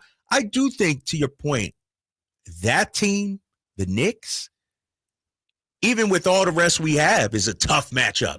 You know what I mean? Mm-hmm. They were rested, 2 days off. Right. We had just played an overtime game. So to your point, I get it. And their style of play and the fact that they lost 3 in a row, they were hungry. They were the more physical team. They laid the wood on us and we didn't respond. Now, to your point, if it happens again Thursday, now we got a problem. Definitely. Now we really got a problem. Then a lot of these problems that we're talking about, wow, they look even worse. Right. But right now you're parked in ninth. Not a great place to be, but it wasn't that long ago. It looked like they had to struggle to get into the play-in. Nothing's clinched yet, but after the loss to the Clippers and the loss to the Nuggets, it looks like they're parked in ninth, Drapes. Yeah, it's looking like that. There's a way out of that. It's not ideal, but could be worse. It could be worse. And I'm of the belief, and I think I said this yesterday, if you are ninth, so what? Still find a way to get into the playoff. It's a tough road. We understand. Dog, we saw Miami have to win 2 games, to go in and make the playoffs. It can happen.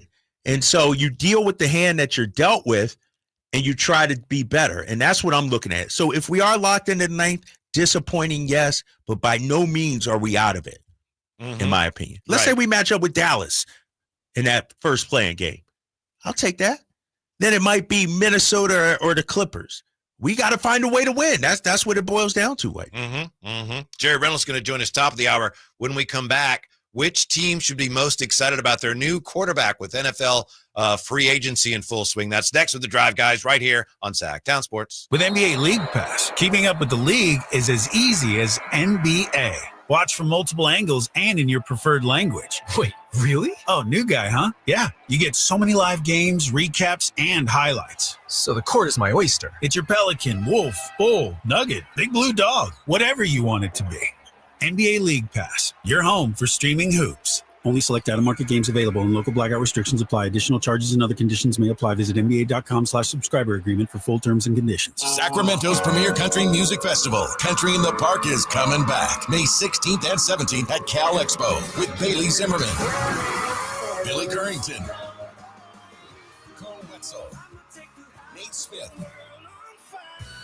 and more. You'll enjoy food trucks, rock walls, and a mechanical bull, line dancing, and more. Single-day GA tickets start at $52 at CITPfest.com. Country in the Park, May 16th and 17th with Save Mart and McKee Brothers Plumbing and Rooter Incorporated. Find out more at CITPfest.com. And now a brief history of the garage door. Garage doors could date back to 450 BC when chariots were stored in gatehouses. Here in the States, they became a thing around the start of the 20th century. You could find a float-over door in a catalog way back in 1906. National Garage Door has been around since 1974. They're family-owned and operated, so you can trust them to solve any garage door issues you may have. Squeaky door, malfunctioning door, or a need for a new door, which is what prompted us to give them a call, 916-638-4554. At National Garage Door Services, their number one priority. I've witnessed that commitment in my own home, certainly in our garage. National Garage Door sells quality Rainer-branded garage doors. They are the nation's BSE broken spring experts. So if you have a garage door that looks and sounds like it dates back to 450 BC, National Garage Door can help, whether it's a garage door tune-up, repair, or replacement you need. They'll take care of you at National Garage Door. 916-638-4554. That's 916-638-4554. National Garage Door. Hey, daydreamer. Did we catch you thinking about your dreams? With Wells Fargo Premier, a team can help you plan for them. So let's imagine your biggest dream. Not the easy one, the one behind it. The one you work towards every day and every night. Can you see it? Then we can help you plan for it. Ready to start planning for your dreams? You can at wellsfargo.com/getpremier. Huge savings now on new 2025 Silverado at the Maida Chevy Silverado Supercenter. With $10,250 off MSRP after rebates on select new 2025 LT models at Maida Chevy. And Maida Chevy has one of the largest selections in the Sacramento area. $10,250 off new Silverado at Maida Chevy. Now that's big. Huge. See them all at MaidaChevy.com. Together, let's drive. Not available with special financing, lease, and some other offers. 5 of this offer must own 2011 or newer Chevrolet. Made a great deal at Maida. There will be ups and downs, smiles and frowns. Share with me. Your home for Kings basketball for over 25 seasons. Sacktown Sports. From the 209, what a strenuous back-to-back. Flying from LA to Sac, LOL. That's with no free bags anymore. So right. Yeah, that's with going to get treatment at 1:30 in the morning, overtime. That was not an easy back-to-back with Clippers and the Knicks laying in wait, having had a few days to rest. Extreme, I should say, rest disadvantage for the Kings last night. It's funny, people just, no excuses. They're terrible. Yeah, they were terrible, but you got to take into account what's going on. Yeah, exactly. It is what it is. And, they lost that one. Now they got to come back and win on Thursday, win on Friday. And so was it disappointing? Yes. But I feel like too, that game against the Clippers, they poured everything into that game. Like that game was rock fight, a bar fight out there. And so, to your point, you don't want it to happen. You don't want them to have dead legs or look sluggish, but it happens all the time in the NBA. Yeah. That happens. It is what it is. You know what's going on in the National Football League, Drapes? Have you Eagles done anything yet? They've had a few guys coming and going, right? Yeah. We made a few moves. Yeah, Drapes with his Super Bowl overpaid for Saquon Barkley. Best front office in the league, baby. Best front office in the league. Saquon anything he wants. Yep. Saquon was the difference. He really was. Yeah, he was. He was. Yeah. Should have been the MVP of the league. Yeah, teams are learning it. Running backs, I guess they do matter. You guys both have your New Era hats on. Did you see the baseball caps that have been recalled, the New Era baseball caps? Baseball just came out with their baseball caps. They got the logo, the regular logo, with the name of the team written across.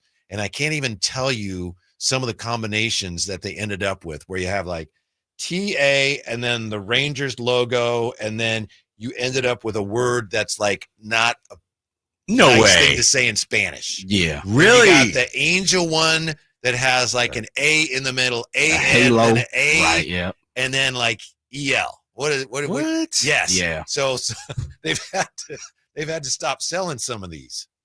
Oh man, I'm looking at it now from SB Nation. Their headline: MLB's new overlap hats are going viral for all the wrong reasons. Some of them are like, I see. I see the Texas one. Yeah, that's pretty bad. The Astros one. That's Houston Astros. They say. Yeah, that's pretty bad. How in the world does that get approved? Right, and nobody says, that's not that. Hey, That doesn't look can't good. do that. What do you mean? Well, look.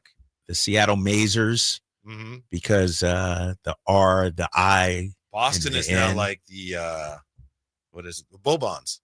Oh yeah, the Bobons. Yeah, BOBON. Yeah, I'm looking at that one, and it's like not to be confused with Boban Marjanovic. That's just dumb, but some of them are dirty. Yeah, or can easily be construed that way. So, oh man, that's a stunner. Yeah, that's pretty bad. That's pretty bad. But they got this one right. Yeah, they got this one correct. All right. Speaking of the NFL, what do you guys think? Which team should be excited about their new quarterback? Which team should be most excited? I'll read the names. Yeah, give me the names. Terrible, great. We're gonna go one by one. Sure. Okay. There's just a handful here. Okay. Daniel Jones to the Colts. Expected to give Anthony Richardson a run for his money. Jay. Nah, negative. Dude, somebody tweeted out, if Anthony Richardson loses his job to Daniel Jones, he does not belong in the league. Like that. Come on, Danny Jones. Dimes. Sam Darnold to the Seahawks. Ooh, you nervous now? Y'all nervous? Niners fans, bang bang Niner gang. You nervous right now? Sammy Dimes, baby. So what do you think about that? Who throwing to? Dog, you got Jackson and Jigba still. And who else you got? Demo locking him up. You want to draft somebody, So Lenore locking that up. We ain't worried about him. 3-year deal for Sam Darnold. $100.5 million. I'm not worried about it. I think it's a solid deal. Is he better than Geno Smith? Is that an upgrade? I don't think he is. Yeah. I mean, he could be. He has more of a ceiling where he's never gotten there. Younger. Geno's tough. Yeah, I like Geno. It's a good pickup for Seattle. Oh, they're going crazy in the Big Apple. Justin Fields to the Jets. Here they go. I'm intrigued. Yeah. For me. Yeah. Is this his last stop? Like his last opportunity? To start, maybe. To start? Like, he might be a journeyman after this. So, They're right? pretty excited back there. They got their who needs Aaron Rodgers? They got the quarterback of the future. Well, you can't be any worse. I mean, good luck. It's a little bit of a reach. Yeah. Good work, but I think they're getting a little too overly excited. Josh Dobbs to New England. Backup. That don't move the needle at all for me. Yeah. Geno to the Raiders. We talked about that last week. It's interesting. Yeah. He's a gamer. I like that move. From all accounts, Geno's sort of a leader. You know what I mean? And I think that's what they need at that position out there in Vegas. Somebody, not saying he's the guy for the next 10 years, but some stability, a guy that actually knows what he's doing, a leader in that locker room. So I like that move for them. Yeah, I really learned to have even more respect for him this last year Didn't he lead the Seahawks to a comeback win over the 49ers, Jay? But yeah, he did. In the process where you could see him, the cameras caught him, and he's looking over at their own sideline, and he says, like, what the F are we doing? Oh, yeah. I remember that. I love that. And he was not happy about it either. Like, yes. Come on. Yes. That's leadership. That was one of the worst losses in the season for the Yeah, 49ers. it was. I know. Yeah. There's a lot of those. Ancient history. Yeah, moving on. Retooling the roster. Moving on. Weeding out all the dead wood. Zach Wilson to Miami. Intriguing? A little bit. A little bit. Give it to a situation. Like, does Zach have anything? Zach might not make the roster. Oh, shit. Who else they got? Remember back when he over was there? at BYU, how excited the 49ers were about maybe getting him? Oh, where they fired Mike it? Yes. Really? Oh, shoot. Mike McDaniel, I believe he was with the Niners at that time. So it's like, ooh. Okay. All right. And then finally, and it's not a done deal yet, but both the Steelers and the Vikings have been linked to Aaron Rodgers. Aaron Rodgers. Yeah. I saw one report that said the Steelers, I think it framed it as that being likely, something they likely do. Aaron Rodgers? Well, here's the thing about that too, Whitey. And I was watching, it might have been Orlovsky or somebody. Aaron Rodgers goes to the Steelers. He got to march in line. It's Mike Tomlin's team. Mike Tomlin ain't giving him the old, go ahead to go out to Egypt and miss camp and stuff like that. And so, and if you look at the numbers last year, Rodgers' numbers weren't that bad. Right. Like statistically. But But if you're not gonna counting get better. if you're counting on him to be a leader, right. That's where you got a strong leader in Tomlin. Mm-hmm. So maybe, just maybe, it could work. I just don't like the odds of Aaron Rodgers responding to that. I love Coach Tomlin, but I don't see Aaron Rodgers going, oh, Right. he means business. Yeah. Okay. No, what do you want me to do? You're I'll right. do it. Yeah. It just, especially, I'm not going to go there, but yeah, I could see those two button heads not mixing at all there. Where are they at though? Because it seems as if most of the quarterbacks, we're getting down to the Zach Wilsons of the market. We know, we've heard Derek Carr is going to restructure his deal to stay in the Saints with the Saints. Like where are the Steelers at with their quarterback play? Is it going to have to be Russ Wilson? If not Aaron Rodgers? NFL rumors, Russell Wilson, Steelers contract possible if Aaron Rodgers' pursuit fails. Yeah, and Antonio Brown claims Aaron Rodgers has finalized a 2-year deal to join the Steelers. So take that to the bank, right? Antonio Brown would know.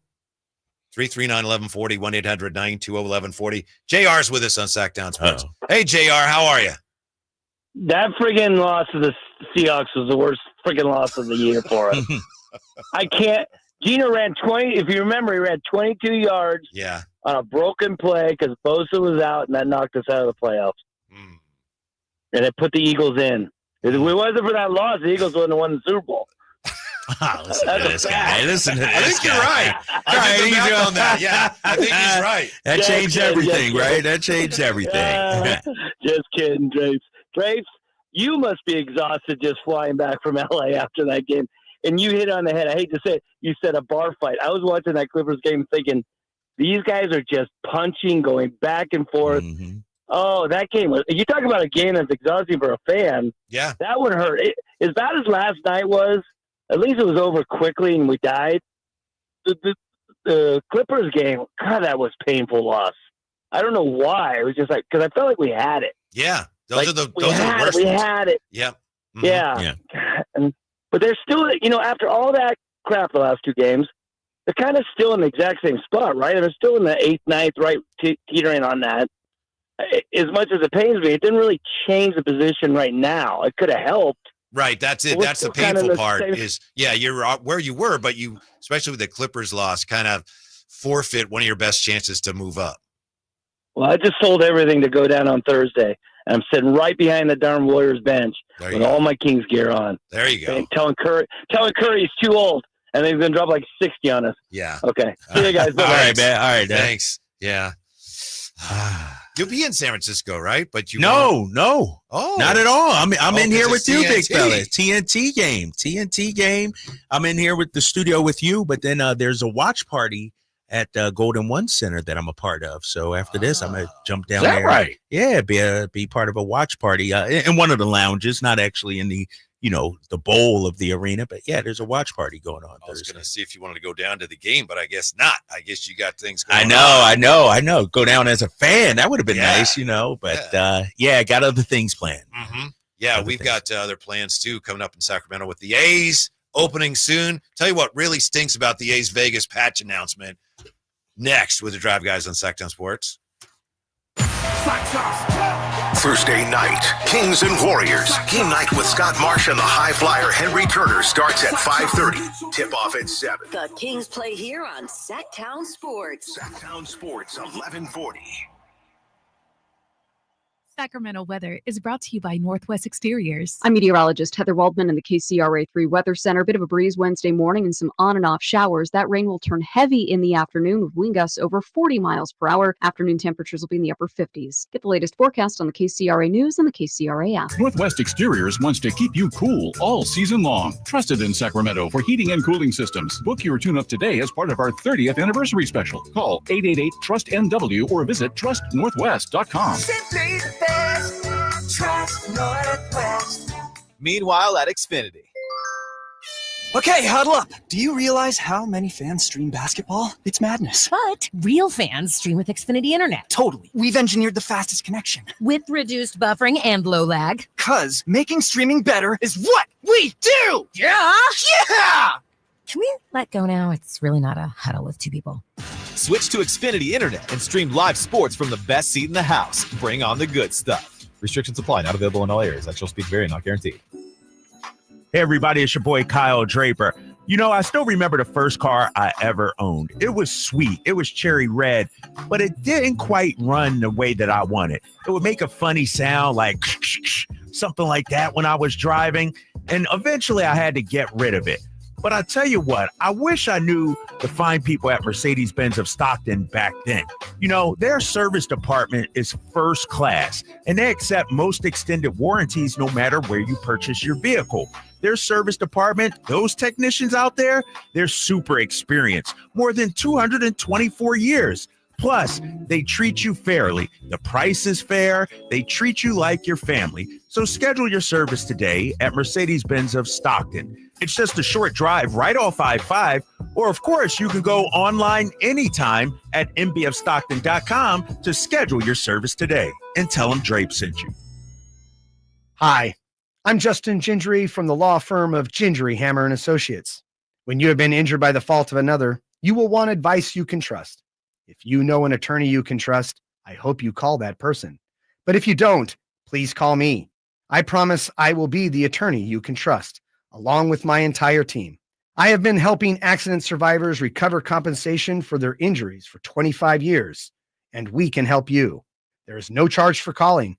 If you have an injury, just call Ginger. Spring is in the air, and there's really nothing better than hitting the open road in a new Honda. Whether you're shopping for new or pre-owned, Stockton Honda has the selection and savings. Plus, get top dollar for your trade. And while life's roads are often filled with bumps, buying from Stockton Honda couldn't be smoother. Wherever the road you travel might lead, Stockton Honda is happy to get you there. Come in today or go to StocktonHonda.com. Anytime, anywhere, it's all here. StocktonHonda.com. Advanced Infusion Center, where we prioritize your comfort and well-being. Whether you're managing a chronic condition or seeking specialized IV therapy, our state-of-the-art center offers tailored solutions to meet your needs. Advanced Infusion Center's dedicated healthcare professionals are here to ensure your safety and provide personalized care. Conveniently located in Sacramento and Yuba City with flexible scheduling options. Experience a new standard in infusion therapy. Visit Advanced Infusion Center today at advancedinfusion.com.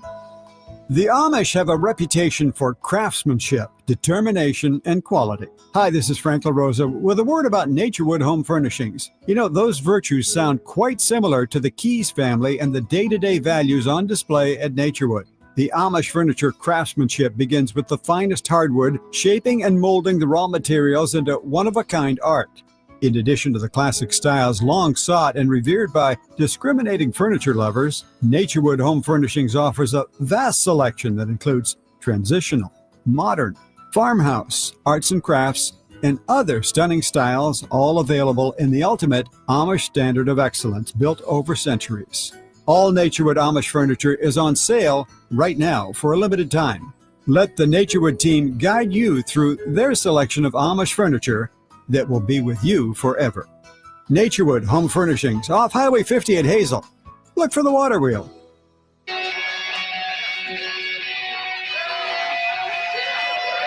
Yeah, here we go. The Drive Guys, live and local. Every afternoon, Monday through Friday on Sacktown Sports. Van to the Young in the Chateau says, whenever that ball guy refs the Kings game, I know what kind of game is about to happen, about to be a heartbreaker. I'm not sure which guy he means, right? Yeah, I'm trying to figure out who was the officials last night that he talked about. Who was he talking about? I think people are still having a hard time, as JR said, with that Clipper game. And then last night, it was one of those games where you need a feel good or need a pick me up, and you just didn't get it last night. Right, you will win one of them. You know what I mean? Right. Win one of those, and you're right.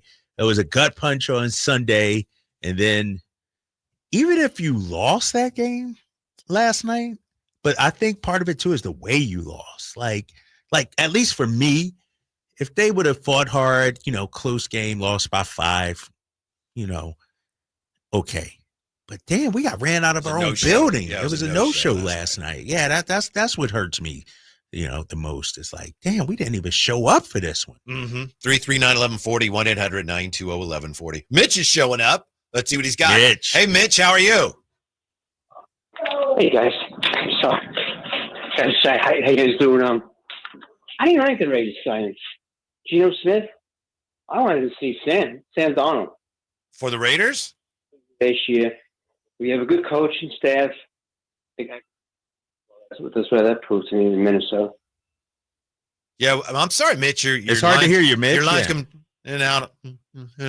Yeah, sorry about that. Makes all it hard right, to hear. Mitch. All but, right. the whole thing with the Raiders is Geno and some familiarity there with Pete Carroll. So, Yeah. I think it's a solid move for the Raiders. It's not a long-term solution, but for the next 2-3 years, I like the move for them. Hold up, Whitey. Hold up. Time out. I'm a detour this because I need a break. Oh no, you're going with A's. Go ahead. I'll let you go ahead. What do you got? I need a break for it. No, because I'm looking at Twitter here, and this has nothing to do with sports, but Southwest Airlines announced they're charging for bags going forward. I was talking about you coming back from LA. That's what I'm saying, dog. I just got the Southwest Airlines credit card. Your boy's looking for the companion pass and everything. Now I'm like, I don't know, man. Close that. I don't know, dude. Like, I got a trip from Washington, D.C. From Orlando back here to Sacramento, and I chose Southwest. Yeah. Because your boy got the frequent flyer miles, the cards and everything. I don't feel as good now. When is the trip? Later this month. And when Oh, is you're that good. all? You're When is good. it? I'm Okay. good. Yeah, Okay. because All right. the new rules kick in May 28th or 24th. One of them. Look that up. But it's the end of May, I believe. I think baggage fees might be the biggest hoodwink, bamboozlement in the airline industry. Sure. Like, I got this flight from Sacramento to Miami. Might as well just pack a carry-on. What the hell you think, airlines? Of course I'm going to have bags. Like, it's a money grab, and it bothers me. I'm sorry, guys. I just saw it pop up on Twitter, and it got me upset, man. How much do those fees normally run? For bags? Yeah. It depends on who you fly. On it. Like, I've seen them $50 a piece. Yeah. And then your second 90, one's 75. Depends on how much they weigh sometimes. Yeah, exactly. It's just when you choose to check them in matters too. You guys ever fly Spirit? No. I've done it once coming from Texas. I did it once also. Yeah, coming from Dallas. I had to. It was an emergency flight. Nothing else everything was looking like 2 stacks. And I was like, yeah, please. Yeah. And that's when I learned coming from my grandmother lives out there, go there, boom, had to do something.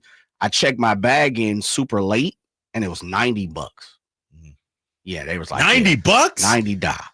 That's one of the things that made Southwest, though, right? That's what I'm saying. I can't count on anything anymore. And think about it like this. Seriously, like, what is the world coming to, fellas? Yeah. What if I'm going on a golf trip, Whitey? I would always book Southwest because the bag is free. Yeah. Now, when I take my clubs, is that an extra? You know, like that's that. Add that up, Drapes. Yeah. The airline has struggled recently and is under pressure from activist investors to boost revenue. Where you get that from? Activist investors? Activist investors. Wait, what site is that? MSN? It's from the LA Times. What does that mean? Activist investors? Investors who are very active. Very aggressive investors. Yeah. No stone unturned. Compio says fuel costs are up. Every airline charges for bags except Southwest, and you're complaining about one bag?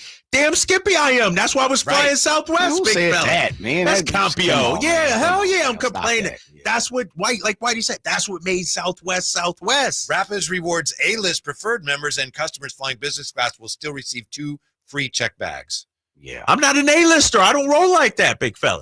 That's a lie. Regular A-list members, credit card holders, and other select customers will receive 1 free check. So Okay, Drapes, you in there, baby. There it is. All right. You in there? I just got the credit coming card for free. like 2 weeks ago. Seriously. Pack it. I'm going to have a backpack and a golf bag. That's about it. A fanny pack.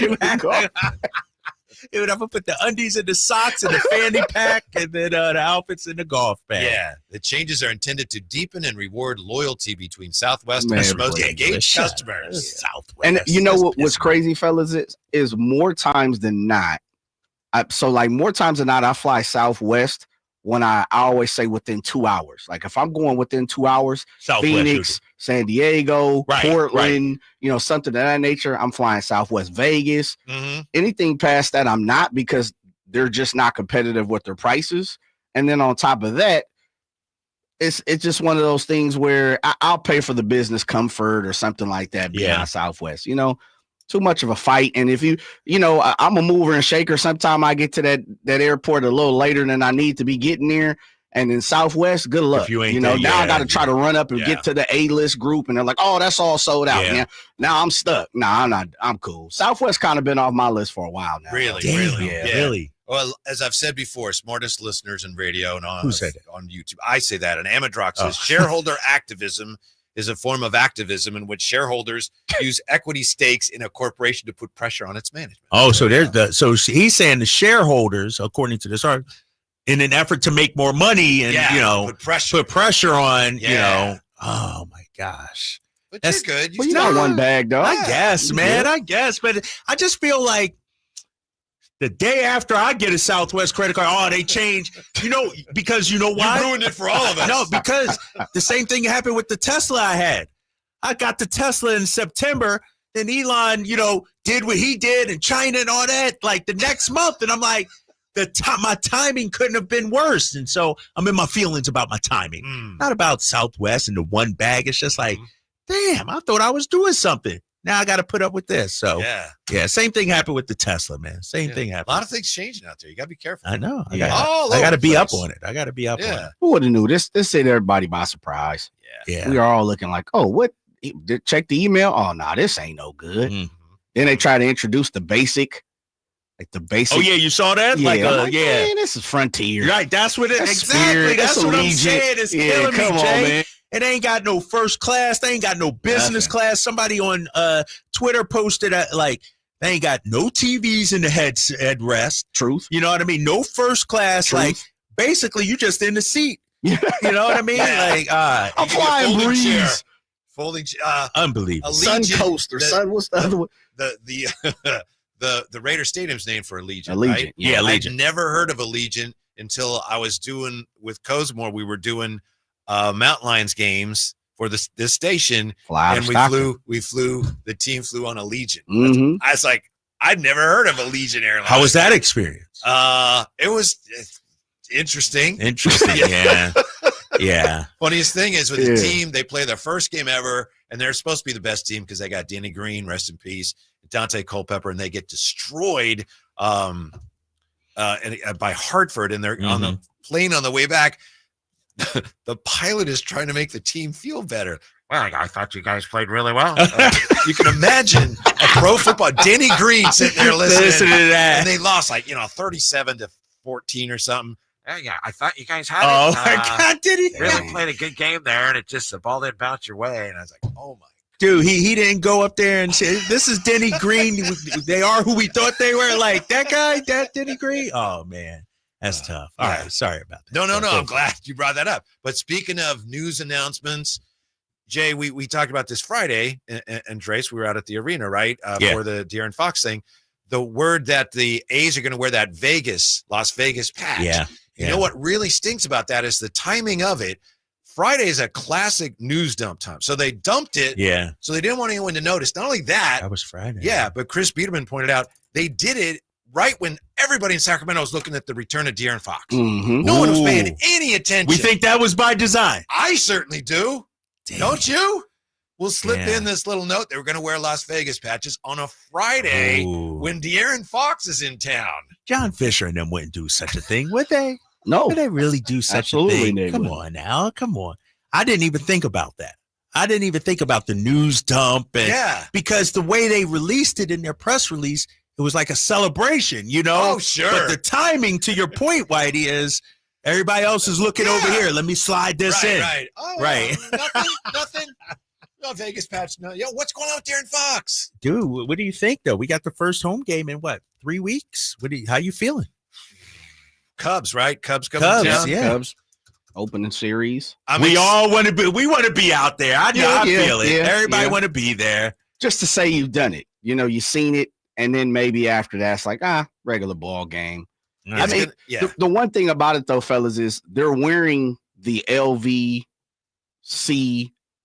Is that what it is? It's LVCVA. Yeah, the LVCVA patch on. Oh yeah. The dominant arm side, right? And then they're wearing the tower bridge on the off arm side, right? So it's kind of like a mixture of both. And I know people have kind of forgotten that they're putting the tower bridge out there. And then they're putting a Ricky Henderson patch on as well. So like, they're gonna look like NASCAR drivers. I know, and that's the thing. Right? I had to look it up. I had no idea. There's a minimum amount that you can have a deal with a person like, a brand for them to utilize your patch. And so I was like, I got to go look and see what they charge the LVCA or whatever the heck acronym is. And it's closer to the minimum of whatever the deal has to be. So basically they just gave them a patch for free. That's basically what they said. They also said this is not just a patch, it's a promise. Promise. Yeah. See that? Ooh, we want to wear our hearts on our sleeves. Yeah. Is what they say. We're coming, Vegas. Come on. By the way, the Kings are no longer wearing the Reviver patches. I saw that. I got to get the inside info on that. Yeah, that was shocking. I saw that. LVCVA. Las Vegas. Visitors and Conventions Association or something. We got inside information coming up when Jerry Reynolds joins us next on Sacktown Sports. Thursday night, Kings and Warriors. Game night with Scott Marsh and the high flyer Henry Turner starts at 5:30. Tip-off at 7. The Kings play here on Sacktown Sports. Sacktown Sports, 1140. O'Reilly. Protect your vehicle's engine with Syntec and O'Reilly Auto Parts. Syntec Premium Full Synthetic Motor Oil is formulated for today's engines. Right now, get 5 quarts of Syntec Full Synthetic and a MicroGuard Select Oil Filter for just $32.99. In-store only, limit supply. See store for details. Choose Syntec exclusively at O'Reilly Auto Parts. O'Reilly Auto Parts. Stirring fiber, exercising, frequent trips to the store for more laxatives and fiber. Sounds like your constipation with belly pain is a lot to manage. But if your symptoms that keep coming back are signs of irritable bowel syndrome with constipation or IBS-C, ask your doctor how Linzess can help you get ahead of it. Linzess linaclotide is a prescription medicine that treats IBS-C in adults. It's not a laxative. It's a once-daily pill that helps you get ahead of your symptoms. It's proven to help you have more frequent and complete bowel movements and helps relieve overall abdominal symptoms, belly pain, discomfort, and bloating. These symptoms were studied in combination, not individually. Do not give Linzess to children less than 2. It may harm them. Do not take Linzess if you have a bowel blockage. Get immediate help if you develop unusual or severe stomach pain, especially with bloody or black stools. The most common side effect is diarrhea, sometimes severe. If it's severe, stop taking Linzess and call your doctor right away. Other side effects include gas, stomach area pain, and swelling. Learn more at linzess.com or call 1-800-LINZESS. Wesley Financial Group is not a law firm. Do you find yourself stuck in a timeshare? Get the real facts about the timeshare industry and your options for cancellation. Chuck McDowell, founder of Wesley Financial Group, has put together a free information guide that reveals the secrets the timeshare industry doesn't want you to know, including the 5 ways to get rid of your timeshare. Call now and get this timeshare cancellation guide absolutely free. Call 800-859-6688. 800-859-6688. 800-859-6688. Tired of hearing scary radio ads about the IRS? Tax Relief Advocates is different.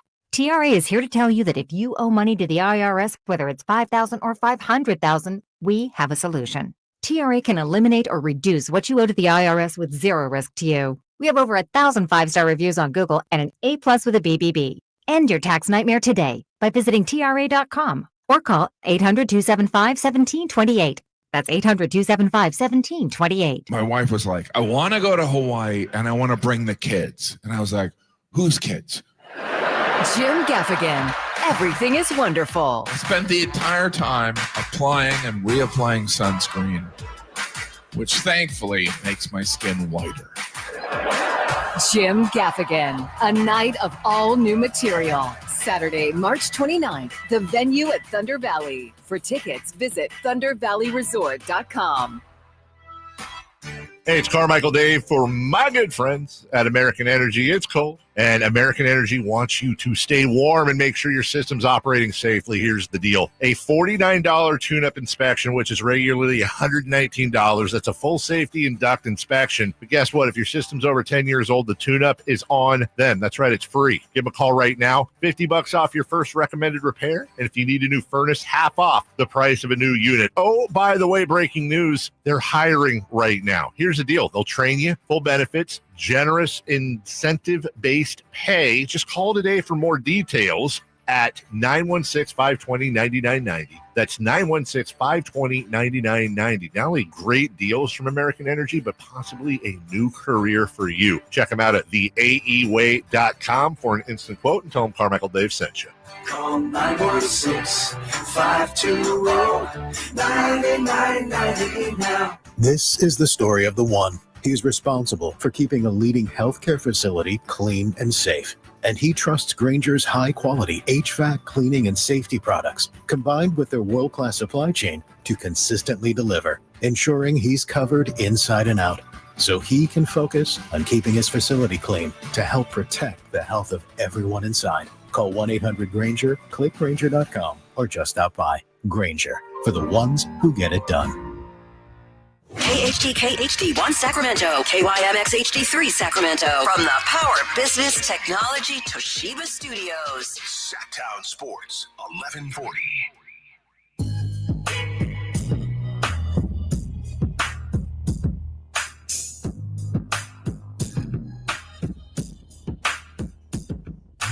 Live and local, it's the Drive Guys. Watch the show on youtube.com/Sacktown Sports 1140. Or listen on the Sacktown Sports app. Let me tell you something about the great Jerry Reynolds before we bring him on here. Jerry Reynolds was a big baseball fan. He set some high school records as a second baseman in Indiana. He loved baseball. Okay. But like a lot of people, if I remember what he told me correctly, he kind of lost interest in the game. Just kind of, Really? You know, a lot of people feel that way. So I'm wondering here if he's going to be any more interested in baseball when it returns or Yes. it comes to Sacramento. Let's find out. Here he is, all-time Kings icon, Jerry Reynolds. How are you today, Jerry? Well, I'm pretty good. First thing before this baseball jibber jabber, I got to tell Mr. Draper, I want to congratulate you and your Eagles on a massive victory. Very deserving. Certainly the best team. And I want to apologize for some of the disparaging kind of remarks I made about some of your Eagles attire. It was, a little bit beneath me, and wow. And so, I'm a little ashamed of that. Now, having said all that, Here we go. All right. it starts again next year, by the way. They ain't, so Let me ask you, back to square one, big boy. I just want to know right how now. long can I gloat? Do I get the full season?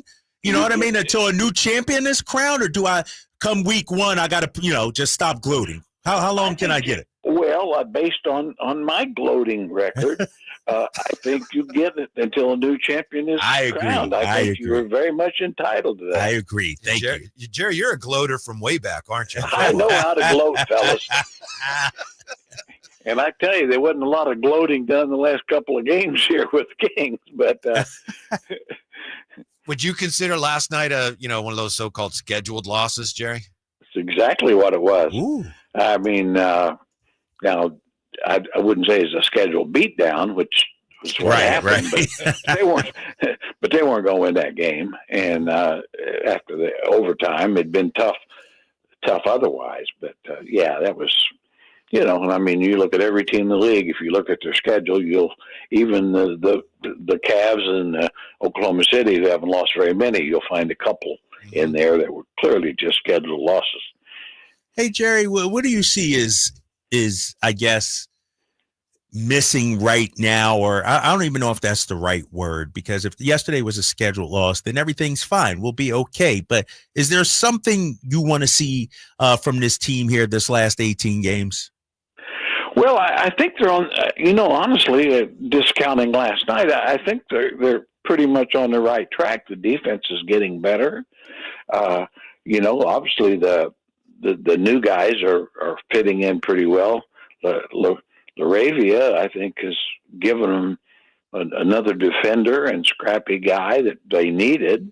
Of course, Valanciunas, he's been outstanding, which is not a surprise to anybody.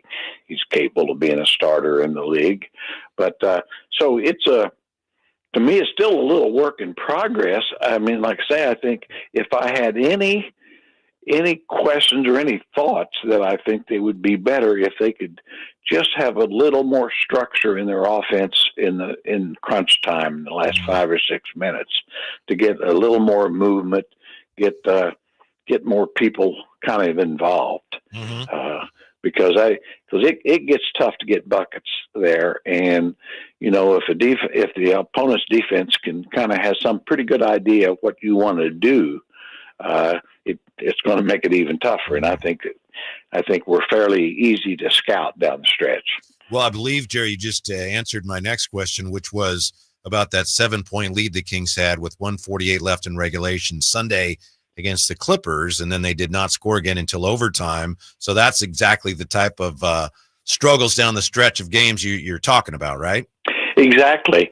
And I mean, it's not to say that they didn't get some decent shots, but I mean, I still think if you can feel like you have a chance to get the exact matchup you want, or a shooter, if you can get a Levine with a live dribble in shooting range, well, you got to like that.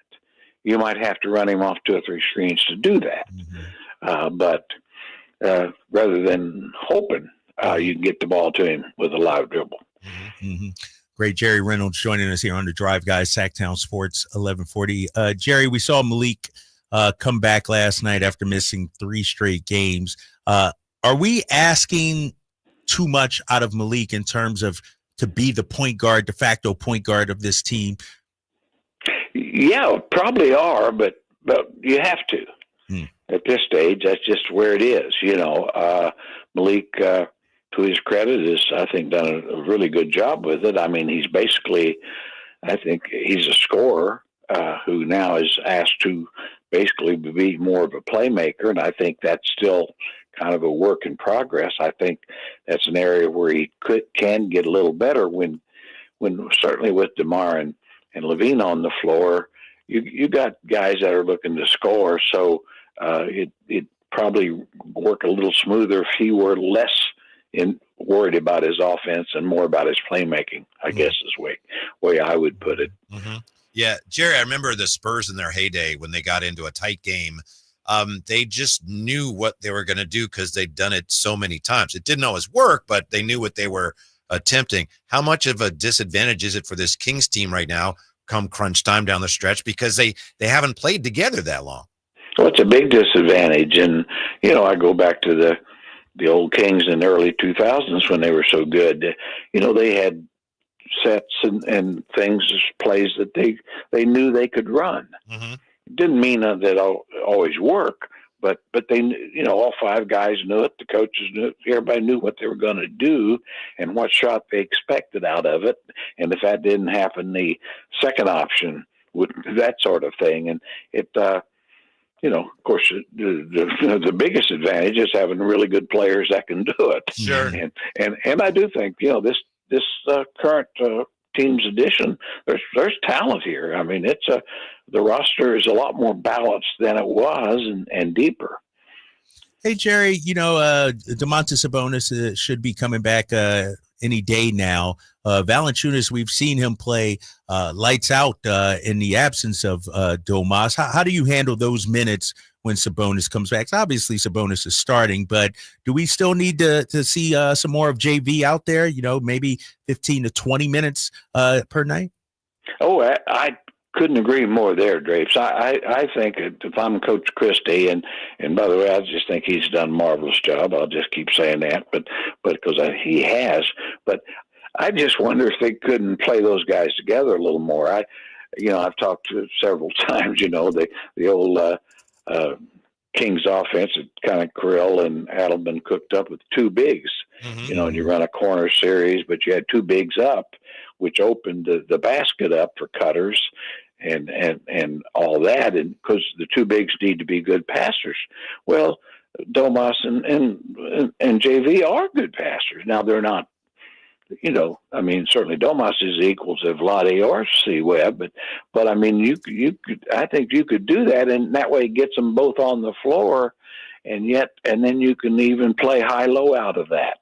Mm-hmm. Yeah, and then defensively, Valanciunas guards the basket better, but if you wanted to, certainly could play zone more. And I think, honestly, Domas as a four could guard fours as well as Trey Lyles. So I don't mean that the ad is a slap at Trey, but it's not like we're talking stopper here. Mm-hmm, mm-hmm. Jerry, yeah. You're the king of nicknames, and I've run a couple by Drapes, and one he used and one he hasn't used yet. And I just wanted to see what you thought. You reminded me here as we talked about playing Domas and Valanciunas together. See, I thought that should be the king-sized combo, and Drapes was actually nice enough to use that once. I don't know how it went over, but he used it. My other one I suggested was, when LaRavia is hot, he's so hot, Saudi LaRavia, and he doesn't like that one. But you, the king of nicknames, what do you think of those two suggestions? Well, not a lot. No. No, I think we can pass on those. But I like Lawrence of LaRavia. Oh, okay. Yeah, okay. Sure. Because he played at Lawrence Central High School in Indianapolis. So Lawrence of LaRavia. Oh, how about that? Okay, yeah.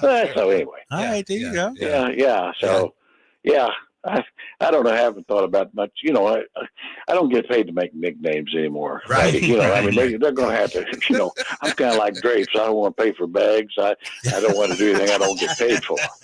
100% right there, Jerry. 100%. When you look at the Kings, Jerry, right now they're in the 9th seed. Statistically, that's going to be the seed they enter the play-in tournament with. When you're in the fight, when you're a part of the organization, when you're the players, the coaches, because I'm hearing a lot from the fan base and us in the media, oh, man, this is disastrous, 9th seed. Do they feel that inside of an organization? Or is it, all right, the seed is the seed, let's handle our business no matter where we wind up? Well, I think it's both. I think they do feel it because, they want to, the organization, their players, they all want to be higher. Mm-hmm. They don't, but it's also true when time comes. It's like, okay, we're 9th. Let's go win games. Mm-hmm. So I think that's the only way you can look at it. If you are 9th, make the best of it, which means win games. And really, other than OKC, I don't know that anybody you should be scared of. Mm-hmm. It's not to say. Clearly, team ahead of them, the Clippers. On a one-game basis, the Kings could beat them in Minnesota, and so there's that. It's you'd like to end the year on the best note possible, mm-hmm. and continue to improve a little bit, so that wherever we are, we know it's going to be if we're in the play-in, it's a one game, and so who plays the best in that one game gets to play another game. I think that's the way I'd treat it. Yeah, and then the downside, of course, with being the 9 or 10 is the best you can finish is with the 8 seed, in which case you would play Oklahoma City in the first round, but obviously that beats not being in the playoffs at all. What do you think, Jared, the way that Devin Carter's been playing lately?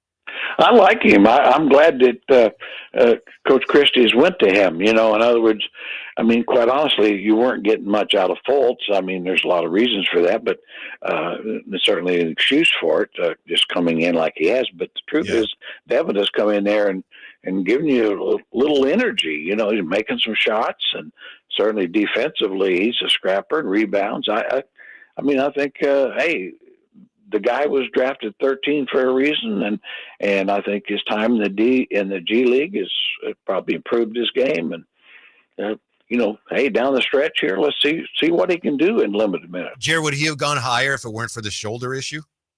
Oh yeah, of course. Yeah, actually, if I could throw the ball more than 40 miles an hour, I'd probably went a little higher. Yeah.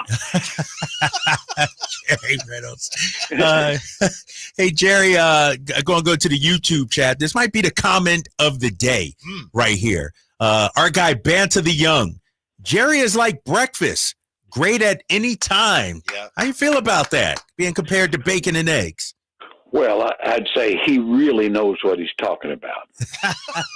That is one smart individual. And yes, any time of the day, I'm good. It's just sometimes I'm a little better. And so that's the way I treat it. I mean, hey, it's all good. And, so by the way, on this baseball thing, yes, sir. This Las Vegas stuff, that pisses me off. Yeah. To be honest. It's like, my goodness, treat Sacramento like Sacramento's doing doing the A's a favor, for goodness sakes. Right. And that's your customer base. People ain't driving in from Vegas to see them. Yeah, you're right. It's hold off on the patch, right? You're right. Yeah. You can do that when you get your so-called stadium, which may be in the year 2600 or something. 2600. I mean, it's bad enough that they're not called Sacramento. They don't want to be called Sacramento. That's bad enough. But then on top of that, and we're going to wear the Vegas patches too. So I take it you are not going to be frequenting the yard then, Jer. I'm a little, like I say, it's going to be a while. My feelings are hurt. I think I just think it's they're not understanding and being fair to their customer base. Yeah. That's all. Even when the Royals come out, you're not going to go check out your beloved Royals? Might. Me and my son have talked about that. We might do that. Just kind of a blast from the past. Back when the Royals were real good. Of course, they were good last year. So that brought back good memories. So I might do that. But like I say, it's a little bit. They've handled this about as bad as they could, I think. But that's just me. It sounds like your feathers are ruffled. They are ruffled, and I'll tell you what. So I'm pretty sure that they'll feel like they can get by without me being in attendance, but they might be surprised. Well, they should have you throw out the first pitch. Really, I want to know who's that going to be, right? I'm running the organization, it's going to be a Sacramento legend, because that's good PR, right? Probably going to be absolutely. Well, it's going to be Wayne Newton or something. Well, it could be Dusty Baker. I'd say Dusty Baker would be number one. That's a good call. Yeah. I mean, you can't beat Dusty, and a marvelous career, and as a player and manager and local guy, and that's a great idea. Top of the line. So Dusty Baker, get Dusty. Yeah, I like that. All right, Jer. We appreciate it as always. Thanks for your insight.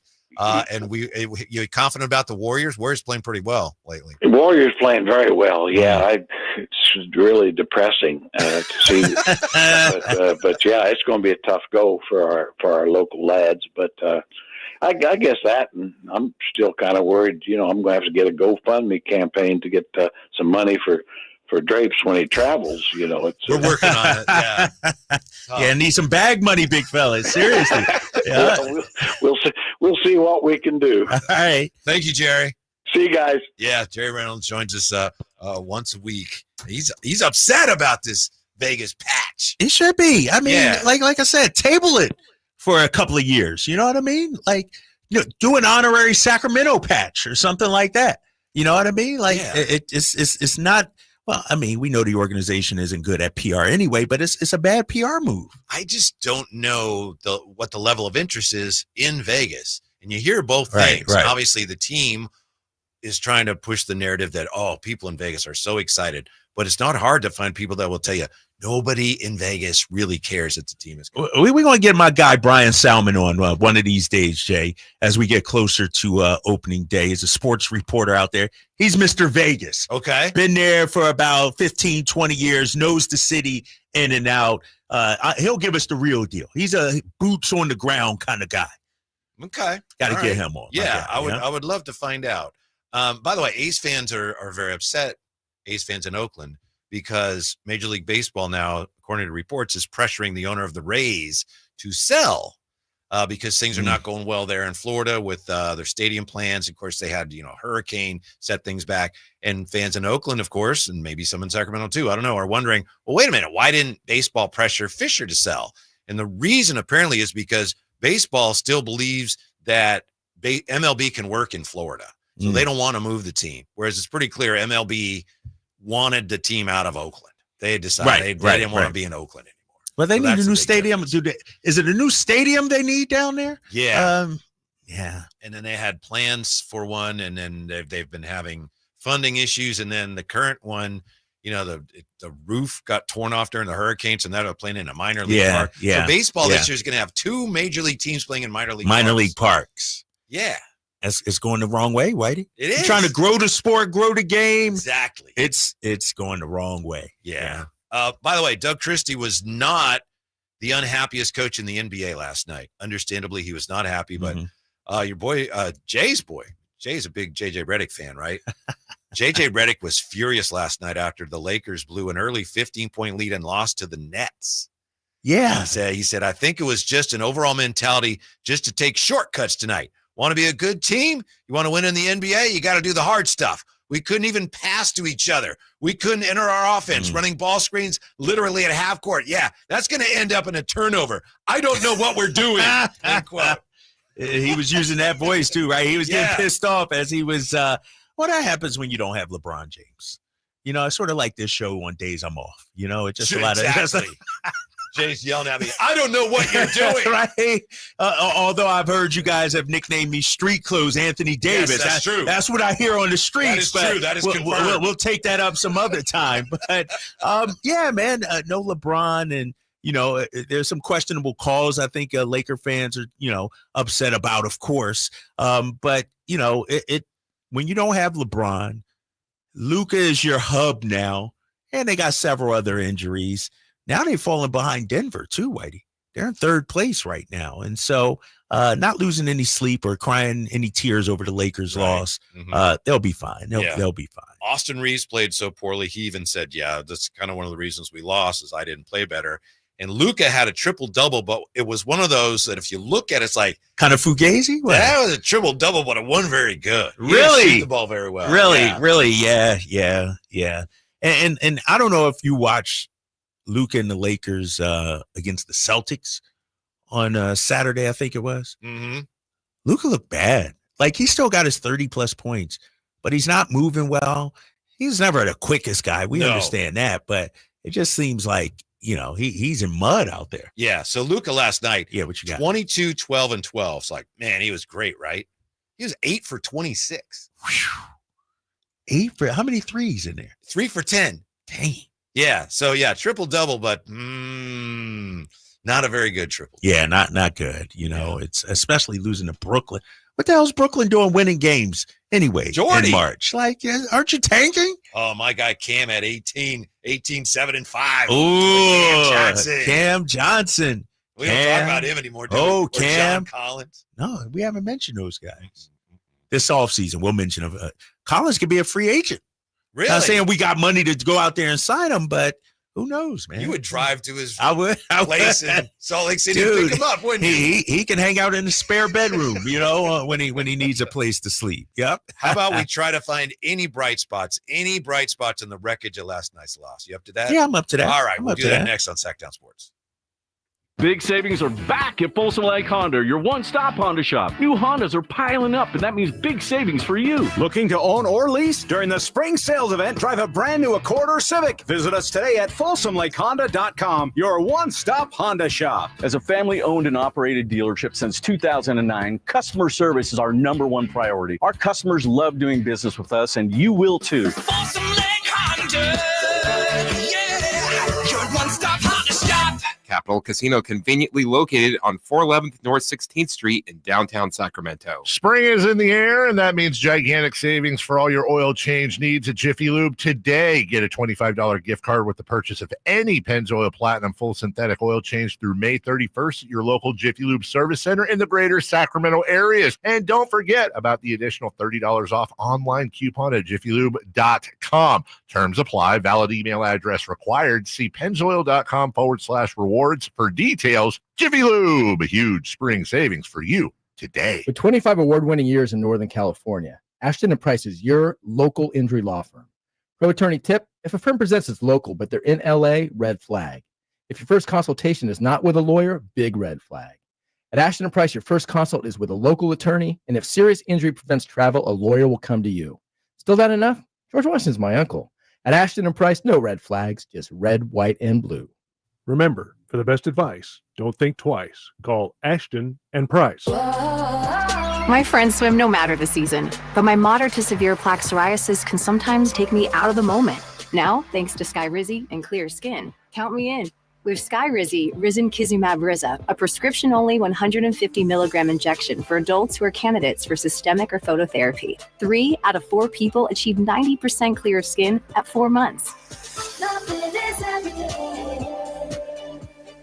Don't use if allergic to Skyrizi. Serious allergic reactions and an increased risk of infections or a lower ability to fight them may occur. Before treatment, your doctor should check for infection and tuberculosis. Tell your doctor if you have an infection or symptoms such as fever, sweats, chills, muscle aches, or cough, or if you plan to or recently received a vaccine. Thanks to Skyrizi, there's nothing on my skin, and that means everything. Ask your doctor today about Skyrizi, the #1 dermatologist-prescribed biologic in psoriasis, and visit skyrizi.com or call 1-866-SKY-RIZZI to learn more. Tired of hearing scary radio ads about the IRS? Tax Relief Advocates is different. TRA is here to tell you that if you owe money to the IRS, whether it's $5,000 or $500,000, we have a solution. TRA can eliminate or reduce what you owe to the IRS with zero risk to you. We have over 1,000 5-star reviews on Google and an A+ with a BBB. End your tax nightmare today by visiting TRA.com or call 800-583-6580. That's 800-583-6580. Get in the zone, AutoZone. Welcome to the A to Z savings event at AutoZone. Yeah, happy to be here. Can I get some rotors? Would you like brake pads with that? How much are the brake pads? Free with the rotors. Free. Really? Really, free. Okay, I also need some oil. Would you like an oil filter with that? Yeah, how much is that? Free with 5 quarts of oil. Free? Really? Really, free. It's part of the A to Z savings event. You might as well call it A to free. At AutoZone. Get in the zone, AutoZone. Restrictions apply. The Amish have a reputation for craftsmanship, determination, and quality. Hi, this is Frank LaRosa with a word about Naturewood Home Furnishings. You know, those virtues sound quite similar to the Keys family and the day-to-day values on display at Naturewood. The Amish furniture craftsmanship begins with the finest hardwood, shaping and molding the raw materials into one-of-a-kind art. In addition to the classic styles long sought and revered by discriminating furniture lovers, Naturewood Home Furnishings offers a vast selection that includes transitional, modern, farmhouse, arts and crafts, and other stunning styles, all available in the ultimate Amish standard of excellence built over centuries. All Naturewood Amish furniture is on sale right now for a limited time. Let the Naturewood team guide you through their selection of Amish furniture that will be with you forever. Naturewood Home Furnishings, off Highway 50 at Hazel. Look for the water wheel. We rely heavily on our HVAC systems during the cold valley winters and hot valley summers. That's why there are so many HVAC companies out there. So when you need a new system or a tune-up, where do you turn? I turned to Lee's Air Plumbing and Heating. Once our heater checked out, we checked in at leesair.com. The entire experience exceeded our high expectations. You want prompt service from people who know what they're doing, can save you money, and will treat you right? For your HVAC needs, Lee's Air Plumbing and Heating, on the web at leesair.com. Ask about their $99 HVAC tune-up service, license number 635355. Are you tired of your tee shots ending up in the adjoining fairway while the rest of your foursome is hitting it down the middle? Well, experts will tell you that being properly fitted for golf clubs will help you strike your drive center cut. The Hagen Oaks Player Performance Studio and its team of trained PGA professionals are ready to help you get rid of your banana balls and duck hooks. Hagen Oaks Indoor-Outdoor Player Performance Studio fittings are available 7 days a week. Make yours today by calling 916-808-2531. That's 808-2531.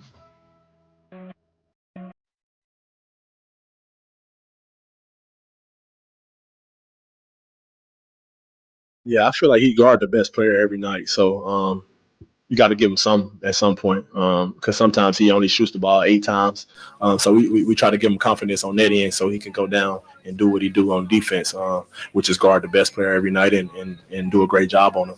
He's been doing that all season. So, yeah, we just try to give him his confidence on both ends.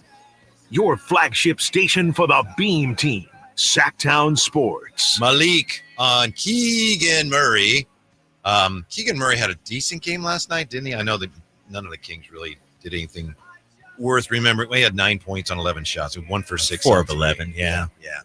We have some college basketball on in our studios here. Somebody just shot an air ball, Drapes. Before we get back to the Kings, in your opinion, based on what you've seen and your own experience playing basketball, what's the most embarrassing play in basketball? To me, and I think it happened to Zach last night, and it happened to me once. In fact, the guy who's now the security guard for the Kings, director of security, he did it to me in 9th grade. It's when you're dribbling, someone picks your pocket and just takes it the other way. Yeah. That happened to me during the summer league game one time. I was going to say a air ball free throw. Ooh. But yeah, that's pretty bad too. That's up there. Nowhere to hide. Yeah, getting undressed like that and when somebody just rips you like that. Yeah. That's kind of embarrassing. It is. Yeah. It's the most helpless feeling, trotting after the guy. Yeah. I remember when I coached girls, sometimes there's a size disparity. And, if a girl on our team would go up for a shot and the other team would block it, it goes out of bounds. Ooh. Right. And I would tell them, we get the ball. It's no big deal. Right. Let them hoot and holler. It's our ball. It ain't like they on Sports Center or anything like that. You took a shot. It's just like, we get block, the ball back. Right? Yeah. Right? No worries. No worries. Unless it happens to you, though. It feels bad when it happens to you, though, for sure. Yeah. So, another one is, someone, I've ever had it happen, someone dunking on you. See, I think the guy that helps sometimes, is like, oh, you got posterized. Sometimes it's just a player and he's trying to help and he's a little late there. Yeah. That's better than just staying out of the way on a business decision. Right. But if you try to slide in and do something, you get dunked on. It's like, oh, in your face. No, I 100% agree with you. Because if you get dunked on, that means you made an effort to stop the play. Right. You're playing defense. Yeah. Like for a person to say, oh, I've never been dunked on. Well, you must have bailed out a couple of plays then. That's what that tells me, And so, right. I told the Rasheed Wallace. Yeah, but story, I'm sure there's some that didn't hear it. Why are you trying to make me relive I'm this sure thing? there's some people that aren't familiar. So we play a high school ball, Parkway High School, the Parkway Hoyas, my senior year. And we're going against Simon Gratz, Rasheed Wallace, #1 team in the country at the time. And it's at Gratz. Stands are packed.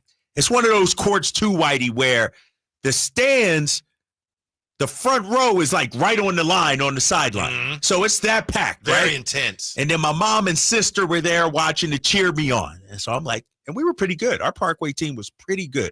Finished 21-4 my senior year. We were pretty damn good, but we were no match for Gratz. And so I'm out there. I was sort of a, how should I put this? A coach's kid, if you will. Perfect block out, position. Fundamentally sound. 100%. 100%, Whitey. Fundamentally sound. You're like the black Brian Cardinal. All right. A lot of people are like, who the hell is Brian Cardinal? But yeah, I was. Right, Jay? I was. Jay like that. That was it. Brian Cardinal. You pulling a blast from the past. But yes, I was the Black Brian Cardinal. So the shot goes up. You find a man. You put your body on him, right? You got to feel him. Well, I felt somebody, but it wasn't Rasheed Wallace. All I know is it got dark all of a sudden. And so I'm like, oh, shoot. Is it about the thunderstorm in here? Like, I'm wondering. And all you hear is the crowd go, and Rasheed Wallace came over my back. Bam! It dunked it on me. And my mom and sister were in the stands, and everybody was going crazy. It was one of those gyms where they high-five each other, like the fans, and the guys, people running on the court and everything. It was like that, man. And so I'm so embarrassed. And obviously we lost, and getting in the car afterwards. And I think my sister was like, tough game, huh, Kyle? I was like, damn, Skippy, I got posterized by Rasheed Wallace. So, but I will say this, though, Whitey. It's not as embarrassing as getting your pocket picked. Yeah. Like, that's Rasheed Wallace. Of course he's sounds going. like you didn't really do anything wrong. No, exactly. He just had much more athleticism. He was 6'11" at the time. Yeah. He could jump out the gym. And so I was in good block out position. I'm thinking I'm getting an offensive or defensive rebound. And he came over. Wham! And so, yeah, it was like and one mixtape where people are running around. Oh, and I'm like, and like you said, it's only 2 points. Let's keep playing. Yeah, let's keep going. So your sister was like the pilot on the Mountain Lions flag. Going, well, I thought you right. well. Mike, thanks. We lost by 25. It'll be okay. Wow. Yeah. So how many of the 4 losses were to Sheed's team? Just the one, or did you play? So we lost. You know what's so crazy? We lost to Rasheed Wallace team. We lost to Franklin Learning Center. They had a really good team. Ty Weeks, he went on to play at UMass, I think it was. We actually lost to a team from Sacramento. I don't remember. Yeah, it was a tournament. And we lost to a team from Sacramento, I believe, at the time. And that was the game I was suspended. A game. Was that back in your place? Or did yeah, you travel? It was like 20 minutes away from school. Like, It was in the suburb of Philadelphia, and the team from Sacramento was out there. We'll have to look that up. Yeah, I gotta look up.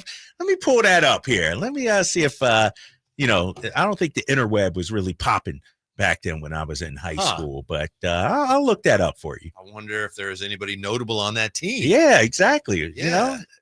I gotta look that up. I didn't even. I just remembered. Like, yeah, it was a Sacramento team. I have to tell you, when you said you had the Rasheed story, I thought it was the one where you threw him the lob pass. Oh, that one? No. That's a good one too.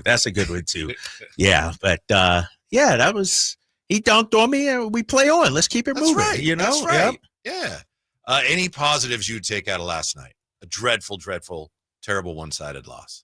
As Drapes continues to do research on the Sacramento team that beat him in high school. I'm looking that up. But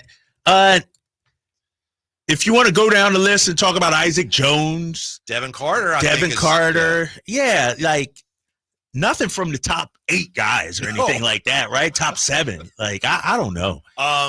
The game started later, so fewer people saw it. How about that? That's a positive. That was bad, though. You want to know why? Why? Because I'm getting ready. It's 6:30. I'm like, oh man, the game about to start. And then I'm like, oh shoot, this is 7:30. And I look at a bunch of people already in their seats ready to go. I don't think they got the memo that it was a late start. So I think a lot of people were waiting around for about 45 minutes. Usually they trickle in a little closer to tip off.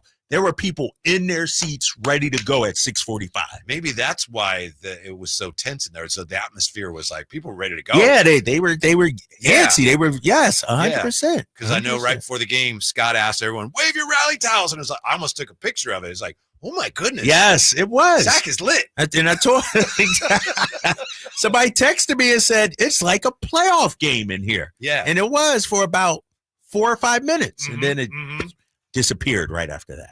Right after that. Other than that,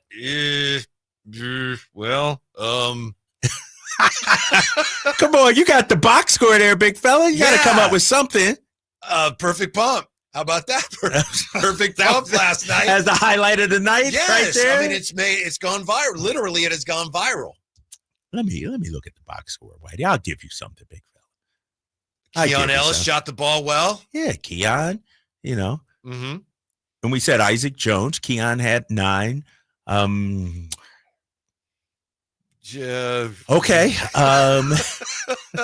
Damn. What? Couple free throws from Mason Jones. Oh my gosh. Was it that bad? It was rough. Oh, I got something. Okay. We won the second chance points battle. 15-12, big fella. We did it. They only had 6 offensive rebounds, Whitey. We had 14 offensive rebounds. You're not giving me that?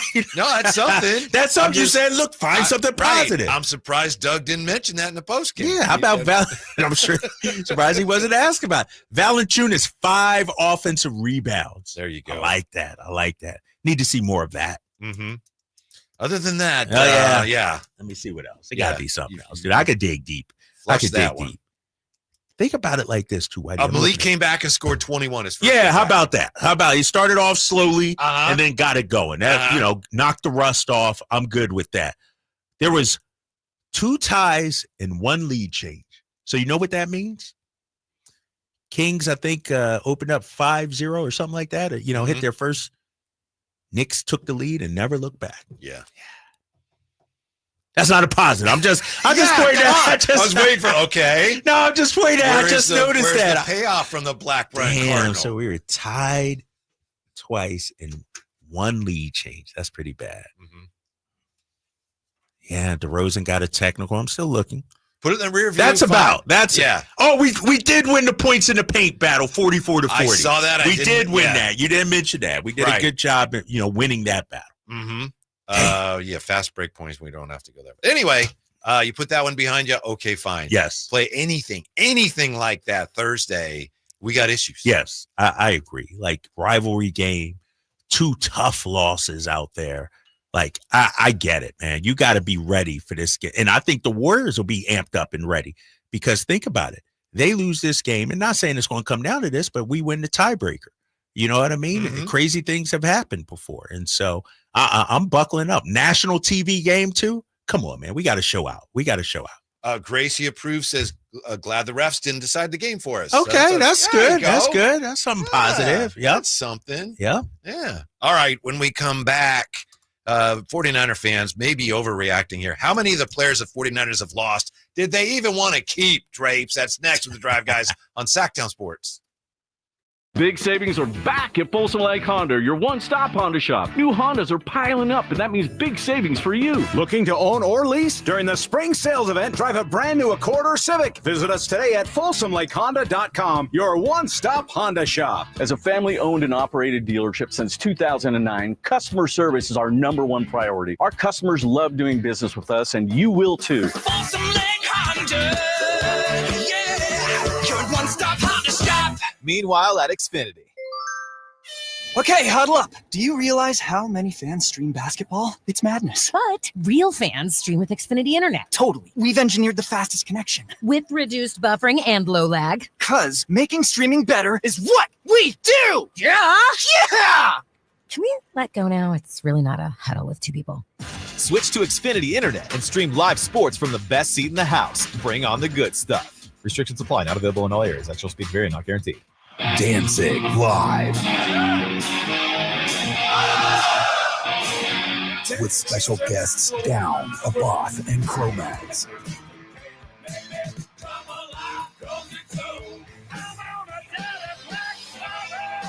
Saturday, March 22nd, 6 p.m. The venue at Thunder Valley. On sale now. For tickets, visit ThunderValleyResort.com. Don't miss Danzig. Order for Jennifer C. Is this my double shot, double cream, double froth, double pump, double whip, double sleeve? Yeah. Can you handle that much caffeine? Did you know Discover automatically doubles all the cash back you've earned at the end of your first year? Oh, really? That's great. Seriously, did you know Discover automatically doubles all the cash back you've earned at the end of your first year? Yeah, you just said that. Did you say I just said that? Yeah, I'm cutting you off. I can't have any more? Why not? You earn, we match. Discover Cashback Match. See terms at discover.com/creditcard. Mornings can start feeling the same. Wake up, brush teeth, go to work. But with breakfast from Wendy's, it's like, wake up, Brush teeth, Baconate with a breakfast Baconator. Roll with the sausage breakfast burrito. Buddy it up with a honey buddy. Or get seasoned with seasoned potatoes. And then go to work. Sorry. When you're ready for a fresh wake-up call, gotta be Wendy's. At participating U.S. Wendy's during breakfast hours. Sacramento's premier country music festival, Country in the Park, is coming back May 16th and 17th at Cal Expo with Bailey Zimmerman, Billy Currington, Cole Wetzel, Nate Smith, and more. You'll enjoy food trucks, rock walls, and a mechanical bull, line dancing, and more. Single-day GA tickets start at $52 at CITPFest.com. Country in the Park, May 16th and 17th with Save Mart and McKee Brothers Plumbing and Rooter Incorporated. Find out more at CITPFest.com. This is the story of the one. As a quality technician in a food processing center, she knows that making the right call is the best way to avoid a recall. That's why she trusts Grainger's world-class supply chain to deliver the high-quality supplies she needs to help keep her production line, her equipment, and her customers happy and healthy. Call 1-800-GRAINGER, click Grainger.com, or just stop by. Grainger, for the ones who get it done. It's a myth to think you don't play golf well enough to get fitted for golf clubs. The professionals at the Hagen Oaks Player Performance Studio would argue that playing the game with golf clubs properly fitted to your body and swing characteristics is the best way to improve your game and have more fun on the golf course. With a professional staff of fitters, all the major brands of equipment, and cutting-edge technology featuring TrackMan, the indoor-outdoor Hagen Oaks Player Performance Studio is worth a look. See for yourself, Fulton Avenue at the Cap City Freeway. Schedule your fitting at 916-808-2531, 808-2531.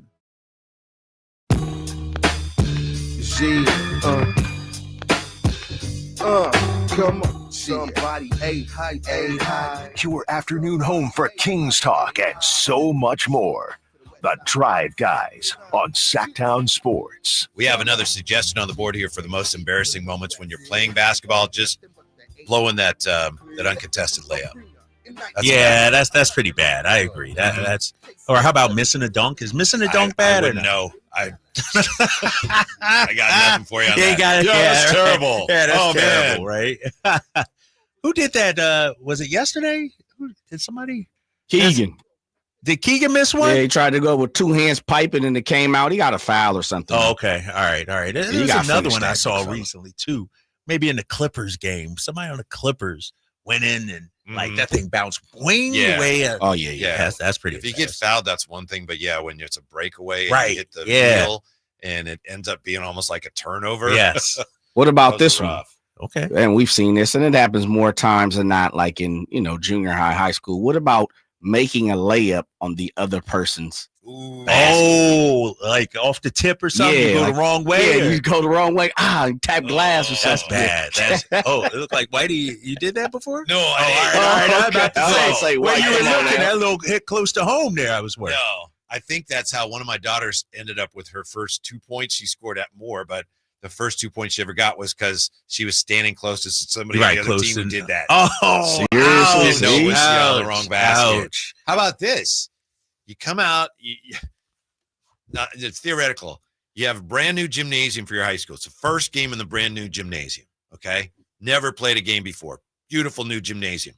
You come out of the locker room and you do the thing where everyone comes out, you run around the floor, and then you go to the other end and everyone comes down the center of the floor to your end for layup drills, and everybody goes up, throws a ball off the glass, and then the next guy taps it for the next guy, and you're the second person in line, and you go up and try to tip the ball off the glass, come down and turn your ankle, and everything stops, and you're laying there. That happened? That's terrible. That's your guy. Yeah, that's terrible. That was you? That was me. That was you? Had no springs, huh? Yeah, you couldn't get up? Badly sprained ankle. Damn. And everything stopped. Everyone in the gym's like, yeah. And I'm laying there, and it stopped the drill and everything, and it hurt too. How about this one? I got two more. How about, and it's not necessarily a play. I just did the research. This happened to Michael Beasley. He checks into the game, but didn't have his shorts. The game shorts on. That's one. That's one. And then who was it? He was a really good player. He scored 40-something or 50-something once here, but yeah. What was it? Khan said, "Oh, Beast just got to get off the weed." Oh yeah, yep. How about, was it Tony Allen who got injured when he was trying to? I'm reading it now. Yeah, he tore his ACL and he was trying to get a triple-double. Yeah, was trying to get like it might have been Ricky Davis. Ricky Davis. Yeah, it was Ricky. He shot at the wrong end to get the rebound. Yeah, to get the rebound. That was bad. They didn't give him they didn't give it. That's pretty bad also. I thought Tony Allen did something too where, what he tried to do, how Kevin Garnett used to just, somebody shoots it and you try to block it. Yeah. I think he tried to block it and came down and injured himself or something like that after the whistle and everything. That was one too. That's no Yeah. Jay, with your 49er hat on, what do you think of free agency? A lot of 49er fans are getting all upset. Oh, the Niners aren't doing anything. Oh, this is terrible. Why aren't they spending money? How many of the guys that are gone did they really want? And by the way, this was on this was Matt Mayoko mentioned it. The 49ers that went elsewhere, and I think this has to be updated, but $276 million, the amount paid to the 8 49ers who went elsewhere. $276 million, which I don't think includes the guy that just went to Atlanta. Floyd just went to Atlanta. Floyd, Leonard Floyd. Yeah, no, that was prior. Yeah. So what do you think, Jay? Did the 49ers want any of these guys? I think the two that they were really in on were Dre Greenlaw, which we kind of know, right? He got 3 for 35 from Denver, and from all accords, it sounded like they made a push for Talanoa Hufanga, and he was just a little too rich for their blood. But I think, when you look at it, again, Ronaldo Green replaces Shavarius Ward, Mustafa places Hufanga. They have no one to replace Greenlaw. It looks like they'll go with D. Winters unless they pick somebody up that we don't know of. And then on top of that, you have Pooney, who replaces Banks, who got super paid. I have no clue. Shouts out to Banks getting his money. But he got 77. Yeah, that's a lot of chips for somebody that was, I guess average O-linemen are hard to find at this point. And then, it looked like Farrell replaces the Juice. So, I mean, more or less, Jalen Moore, of course, off left tackle, we know who will be there. And I think they picked Jalen Moore looking for the future, and he just hasn't panned out to be that way. He was hurt quite a bit too. And Trent Williams kind of came back and said, hey, look, fellas, I'm going to play another 3 or 4 years. At least that's what the deal signed. Yeah, that's what it says on paper. I think Jalen Moore became dispensable. Do you think with the 11th pick, they'll take that the tackle from Missouri? I don't know where they're going. I don't really know. I think it just depends on what happens the next couple of days in free agency. They got a lot of work to do. It's like Matt Barrows writes, the exodus was expected, but that doesn't mean it won't hurt. Right. Holes to fill. They're going young and fast. That's what they're going, fellas. They're going younger and faster. Injured and expensive is out. Yeah. Let me ask you this though, and I'm always trolling, but Clarence Hill Jr. said 49ers gutting themselves, and Micah Parsons cowboy quote tweeted this. Hold up, Jay. Micah Parsons quote tweeted this. No more rookie QB. LOL. True. Welcome to reality. How much of this is because, Brock Purdy, they got to pay and $50 million or whatever it is. How much of these moves are cost-cutting moves because of Brock Purdy's impending contract? Well, they don't actually have to pay Brock till next year. Next year. Right.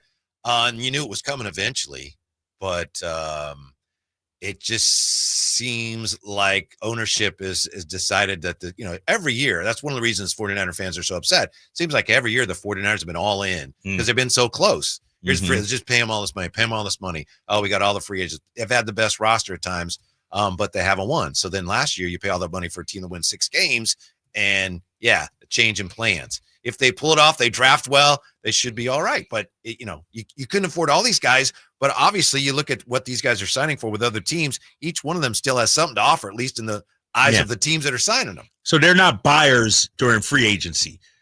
A la, so far, like the Eagles with big Saquon. Like, they're not big game hunting, you don't think? Or do you think, guys? I think they'll mess around on the line. Yeah. Okay. Yeah. And I think they didn't they just sign a safety? Yeah, Richie Grant from the Falcons, which is crazy because they've picked up 2 of the top special team players in free agency. So maybe, they're geared towards that. And allegedly, Richie is going to challenge Mustafa. But, Mustafa's he's solidified in that backside with Jair Brown in the safety position. So I think what they're doing is, and this is the thing, fellas, we know how it is when you start to get a little longer in the tooth, but these guys are they're the name type guys. You know, you see these guys and they're the name. They resonate off the paper. Yeah, when Debo and Juszczyk are gone, for some fans, it's like, whoa, what's going on here? Yeah. They're the recognizable name. Yeah. You know, you look at Greenlaw and you look at Hufanga. Yes. And, all pro guys, Pro Bowler guys. Those are the names that are leaving. But when you really sit down and look at it, as Mayoko said, these are the guys that the 49ers were pretty much kind of planning the last couple of years on letting go, minus Greenlaw, Yeah, that was the one as you said. Yeah, I think Greenlaw was the one. You don't pick Mustafa if you believe you're going to keep Huff from last year. You don't pick, and it sounds like, Jay Mason may be out the window. They put a high second round draft choice on him if he gets picked up, and so that would make it more likely he'll stay. Well, I don't know, because his money, it's at $5.3 million, right? Is where they tendered him at. And so that's not a lot for a running back. And if someone really believes that he has, he's young and he's up and coming, $5.3 million isn't a lot to pay for a running second round back. pick is. That's a lot. Yeah. And he's a third round guy. So, it just depends on where you want to, if you believe in him and you want to give up your second round, absolutely. What about the shift now without Juszczyk going from 21 base to 12 personnel, Jay? Yeah, that's above my pay grade. Because I've seen it. I've tried to pay attention to it. I've tried to dive into it, fellas. The easiest way to say it is this. More times than not, Juice allegedly lined up in the backfield. Yeah. Right? He's a fullback. Teams don't have fullbacks, and maybe that was an advantage, and maybe it gave Kyle some things he could scheme. And now I think people have caught up to it. It's not, the novelty is worn off, and he was expensive. Yeah. And every year they're asking him to take less. Yeah. Yeah.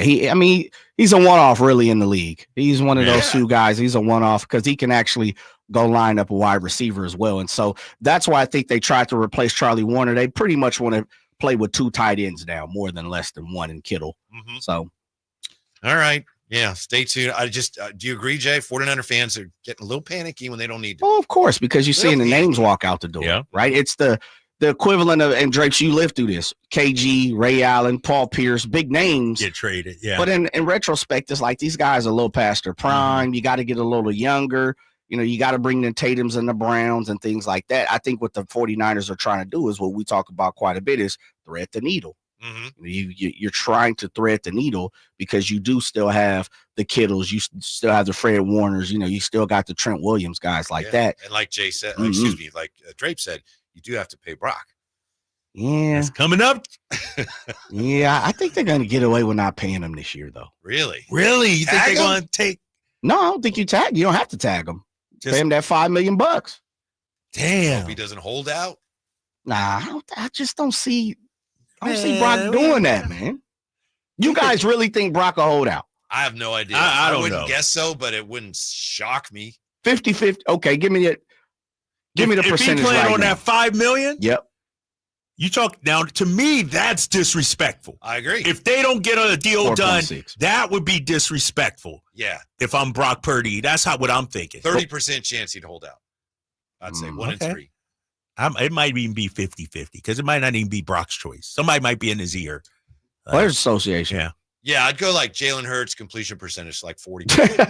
Dude, Super Bowl champion Jalen Hurts. Put some respect on him. I know, it's tough, man. You can't really take shots at the goal with him, man. It's tough, he man. Just bats it away. You see, it has Super Bowl champion. Right. Jalen My Hurts. Super Bowl ring was making too much noise. Speaking of big names, Mike Breen's going to join us a little after 5. And coming up next, how can DC bring this team in for a soft landing? Next with the Drive Guys, right here on Sacktown Sports. Still getting around to that fix on your car? You got this. On eBay, you'll find millions of parts guaranteed to fit. Doesn't matter if it's a major engine repair or your first time swapping your windshield wipers. eBay has that part you need, ready to click perfectly into place for changes big and small. Loud or quiet. Find all the parts you need at prices you'll love. Guaranteed to fit every time. But you already know that. eBay. Things, people, love. Eligible items only. Exclusions apply. You ever make a big decision, life decision, and you nail it? and it feels good at the time, and it feels good for a long time after. That's how I feel about the new garage door we got from National Garage Door. Whitey here for National Garage Door. Whether you're looking to repair an existing door, get a new one installed, you need National Garage Door. They're family-owned and operated. I've known the family for a long time. They've been around since 1974 because service is their number one priority. National Garage Door are the region's BSE broken spring experts, which comes in handy because that's one of the most common causes of garage door malfunction. And they can fix you right up. The styles, prices, quality of the new doors. It's stunning what they can do now. Our garage door needed to be replaced. National Garage Door came out. Kevin came out and said, we could probably do this, do a little of that, patch that thing up. We decided to get a new one, and we're really glad we did. National Garage Door sells quality Rainer branded garage doors. They offer sales, service, and installation on all residential and commercial doors and operators. You want to make a big one of those house decisions that you're going to feel good about for a long time. Every time you come home and it goes up and then it goes down, whisper quiet. If you have National Garage Door needs, old one's coming apart, or you're looking to improve your curb appeal, then let National Garage Door come through for you in the clutch. Be your closer, 916-638-4554, National Garage Door. Coach Doug Christie here for your truck headquarters, Folsom Lake Ford. Shop all your favorite models on sale now, like America's best-selling F-Series. Check out a huge selection of Mavericks, F-150s, and Super Duty trucks, or tech-field SUVs like Explorers and Expeditions. Plus a huge selection of Broncos and Bronco Sports. All in stock now at Folsom Lake Ford in the Folsom Auto Mall. Right now, buy any new Ford with zero down on approval of credit. Save big with low interest finance rates. And Folsom Lake Ford always pays top dollar for your trade. Hurry to Folsom Lake Ford in the Folsom Auto Mall, a 6-time Triple Crown winner for sales and service excellence. That's why they are my trusted dealer, and they should be yours too. For 35 years and counting, come down and take a test drive today. Tell them Coach Doug Christie sent you, or shop online at FolsomLakeFord.com. Ooh, ma. What was that? That is business phone bliss with the Ooma Cloud phone system. It handles all our voice, video, and messaging needs. You sound very calm. I am. Ooma has everything I need to run my business more efficiently, like virtual receptionist, call routing, and video conferencing. And it starts at just $19.95 per month per user, plus taxes and fees. Ooma. Nice. Find your business comm at ooma.com/radio. Something amazing is happening. Technology is working harder, faster, and more reliably. It's delivering results that work. But who makes technology work?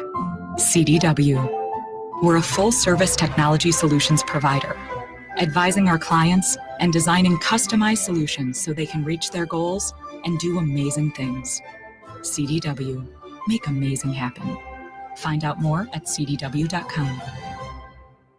Why pay more for prescriptions? Stop overpaying and start saving with SingleCare. It's easy. Find your prescription on singlecare.com, show the coupon at the pharmacy, and start saving. SingleCare works at pharmacies nationwide and is completely free to use, whether you have insurance or not. So the next time you fill a prescription, check SingleCare to make sure you're getting the best price. Take control of your prescription costs. Go to singlecare.com or download the free app today. Wesley Financial Group is not a law firm. Do you find yourself stuck in a timeshare? Get the real facts about the timeshare industry and your options for cancellation. Chuck McDowell, founder of Wesley Financial Group, has put together a free information guide that reveals the secrets the timeshare industry doesn't want you to know, including the 5 ways to get rid of your timeshare. Call now and get this timeshare cancellation guide absolutely free. Call 800-837-5050. That's 800-837-5050. 800-837-5050. You've heard the saying, penny wise, pound foolish, right? It means you do something that will save you a little bit right now, just pennies, but that ends up costing you pounds in the end. People put off tuning up their furnace because they don't want to take the time or spend the money to get it done. But it only takes 90 minutes and costs just $87, which is just pennies compared to the huge problems and expenses that can rack up if you don't get your furnace tuned up. You'll also save money on your energy bills, and your system will last longer. So don't be penny wise and pound foolish. Call Bell Brothers for a precision tune-up and professional cleaning today. Our number is 916-444-1234 or find us online at thenosurpriseguys.com. The No Surprise Guys, Bell Brothers. KHD1 Sacramento, KYMX HD3 Sacramento. From the Power Business Technology Toshiba Studios, Sacktown Sports 1140.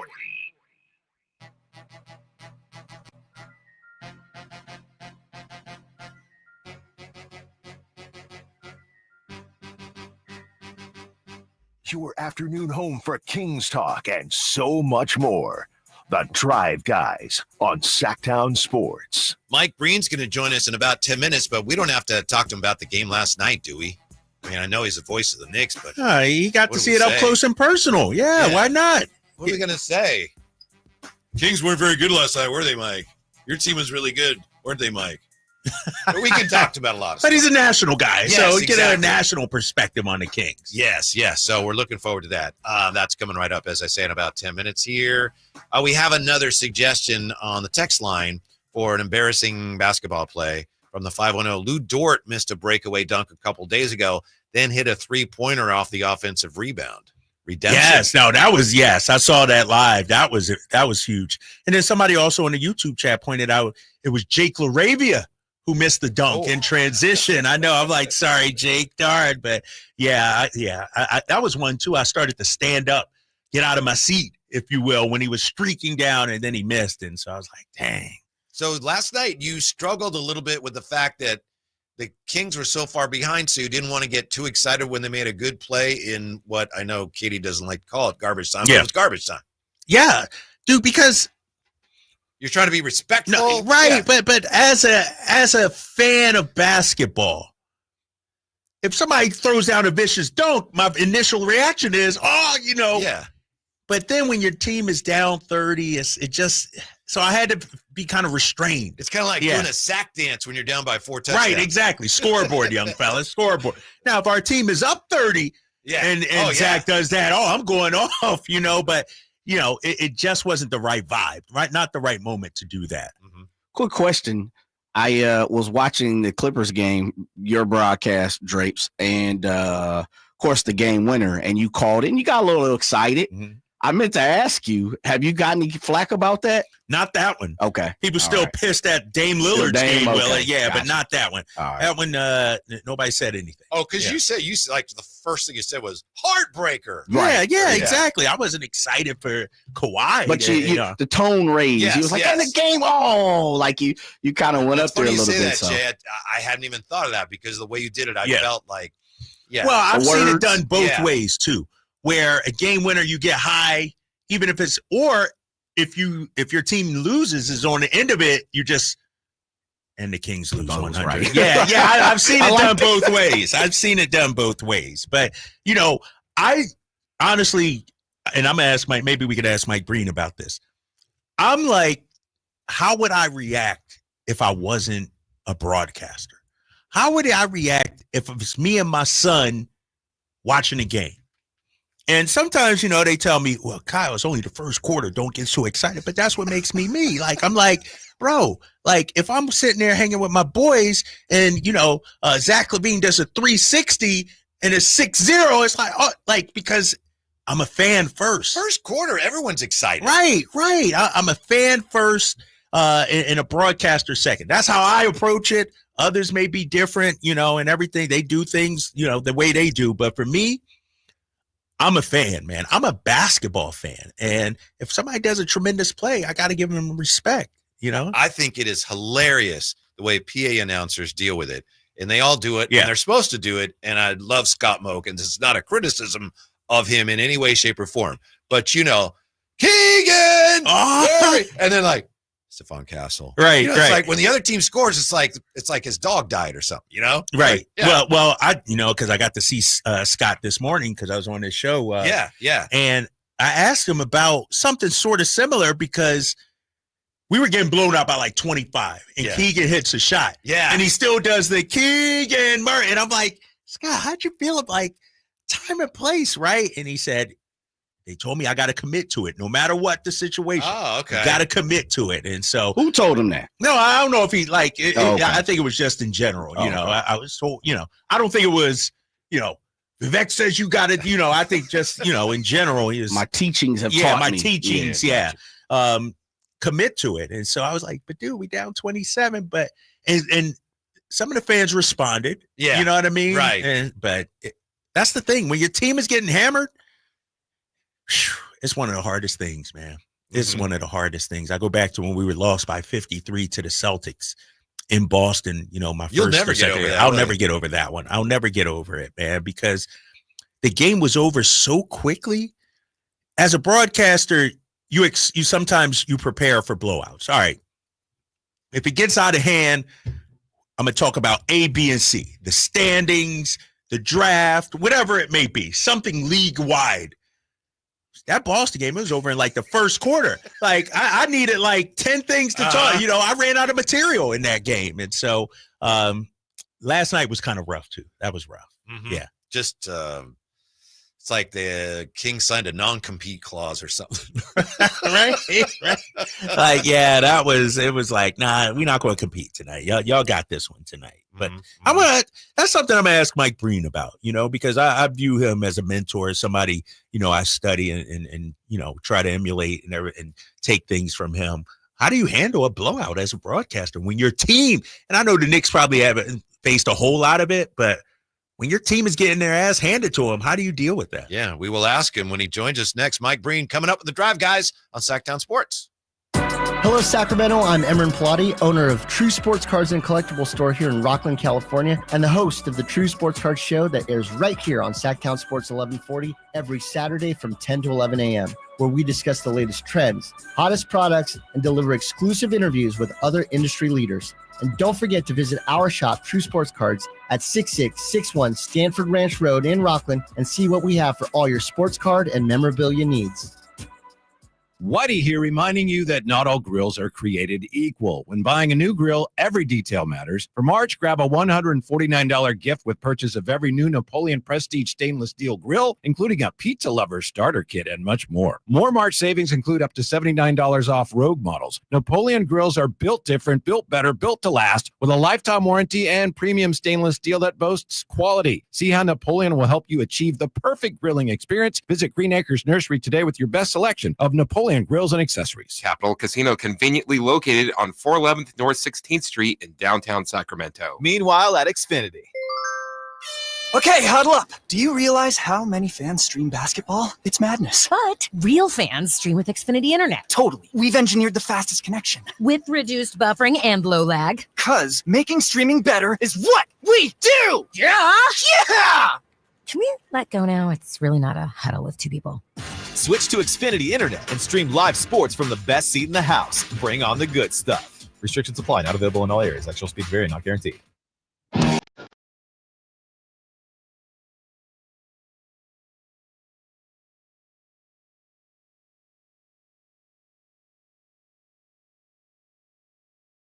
Drive Guys, live and local, every afternoon, Monday through Friday on Sacktown Sports. Well, our next guest is the voice of the Knicks and the voice of the NBA on ESPN ABC. He's a Basketball Hall of Famer. Did you know that he was born on the greatest birthday in the history of humankind, May 22nd, 1961? Just like you? Just like me. Born Man. on the same day. Okay. Yeah, the great Mike Breen. How are you, Mike? I'm good. Did you guys do this when you were kids? You would find like your favorite sports athlete that had the same birthday as you? Yes. Do you remember doing that? Yes. My brothers, I'm one of 6 boys, and we all did that. And some of my brothers had birthdays of great stars. My biggest star back then was Tommy John. Yes. Oh, that's a huge one. Yeah. A great picture. And I remember one of my brothers, the only one he could find was a kind of a journeyman pitcher named Larry Sharry. And we would make fun of him all the time. Like on his birthday, we'd sing "Happy Birthday" to Larry Sharry. And I'm knocking Larry Sharry, who made it to the major leagues a lot more than I ever accomplished. But Whenever somebody talks about birthdays, that's the first thing I think of. He was no Tommy John, that's for sure. He was no Tommy John. No. How are you guys doing? We're well, not good. Not good. Yeah. Not Mike, good. how could your team treat Doug Christie like that when he's a former Knick? Yeah, I was shocked at what happened. Not necessarily. I expected the Knicks to play well because they had come off 2 rough losses. They're kind of floundering a little bit with Jalen Brunson out. So I had a feeling they were going to come out with a force and play well, but I didn't think the Kings would respond. I mean, obviously the loss the night before to the Clippers, one of those just absolutely crushing defeats. But I was surprised on how one-sided the game was last night. Hey, Mike, Kyle Draper here. My co-host is going to ask you the basketball questions. I'm going to ask you the broadcaster questions. I'm doing that game last night, and obviously it's a blowout. Knicks are up big, 35 at one point. As a broadcaster, how do you handle when your home team, or even on a national level, there's a blowout in the game?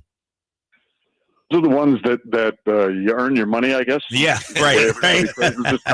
Yes. And that that's actually where your preparation of stories comes in. I think you probably agree, Kyle, that when we broadcast a game and we prepare for it, the amount of information that's out there right now is it's off the charts. You could spend hours and hours on just one game, so you do your preparation. But in most cases, when the game is good and competitive, if you use like 15, 20% of the stuff you prepared for, that's a lot. Yeah. So when it gets to those kind of games, then it becomes a lot more than the 15 or 20%, whether it's personal stories. I had the benefit last night, and your color analyst is the key for those. Jamal Crawford, who was a former Knick, who has so many stories, and especially, about players that he played against. So, I lean on them, whether it's Jamal doing those games or when Clyde is doing the games with me for the Knicks. So that's really important. And by the way, Jamal was talking about how, Doug Christie was one of his idols growing up in Seattle, and he used the phrase, Doug Christie changed my life. Wow. So stories like that help on blowouts. Mm-hmm. Speaking of your analysts, what do you think of the job that Jeff Van Gundy's doing? How pleased are you to see the job he's doing with the Clippers? I'm so thrilled for him. As much as he was, in my opinion, a Hall of Fame broadcaster, he's a coach through and through, and to see him back on the sidelines and so engaged. I'm still, guys, it just blows me away how he has not received an offer to come back and be a head coach. The guy he's a brilliant coach. He proved it again when he did that Team USA in the FIBA qualifying. He's just a great coach, and he's done a great job on the defensive end for Tyronn Lue. Yeah, you guys had great chemistry on. I'm sure you knew that and felt that, but it was a lot of fun to watch. Yeah, they Mark and Jeff were just the best partners you could possibly have, and the chemistry thing was a buildup of 30 years of. When I broke into the NBA as a radio broadcaster for the Knicks, Jeff was the assistant coach and Mark was a player. So we grew up together in the NBA and watched our kids grow up together. So that's a big part of it. And Kyle, as you know, I mean, it takes time to develop that kind of chemistry. I mean, you can have good chemistry right away with certain analysts or analysts with play-by-play folk. But to really get that where you almost know exactly what the other one's thinking and you can finish the other sentences, it's like you're a married couple. That takes time to do. And we had a lot of time to build what I thought was just the best chemistry. We got the Naismith Memorial Basketball Hall of Famer, 3-time Sports Emmy Award winning for outstanding play-by-play, Mike Breen, joining us.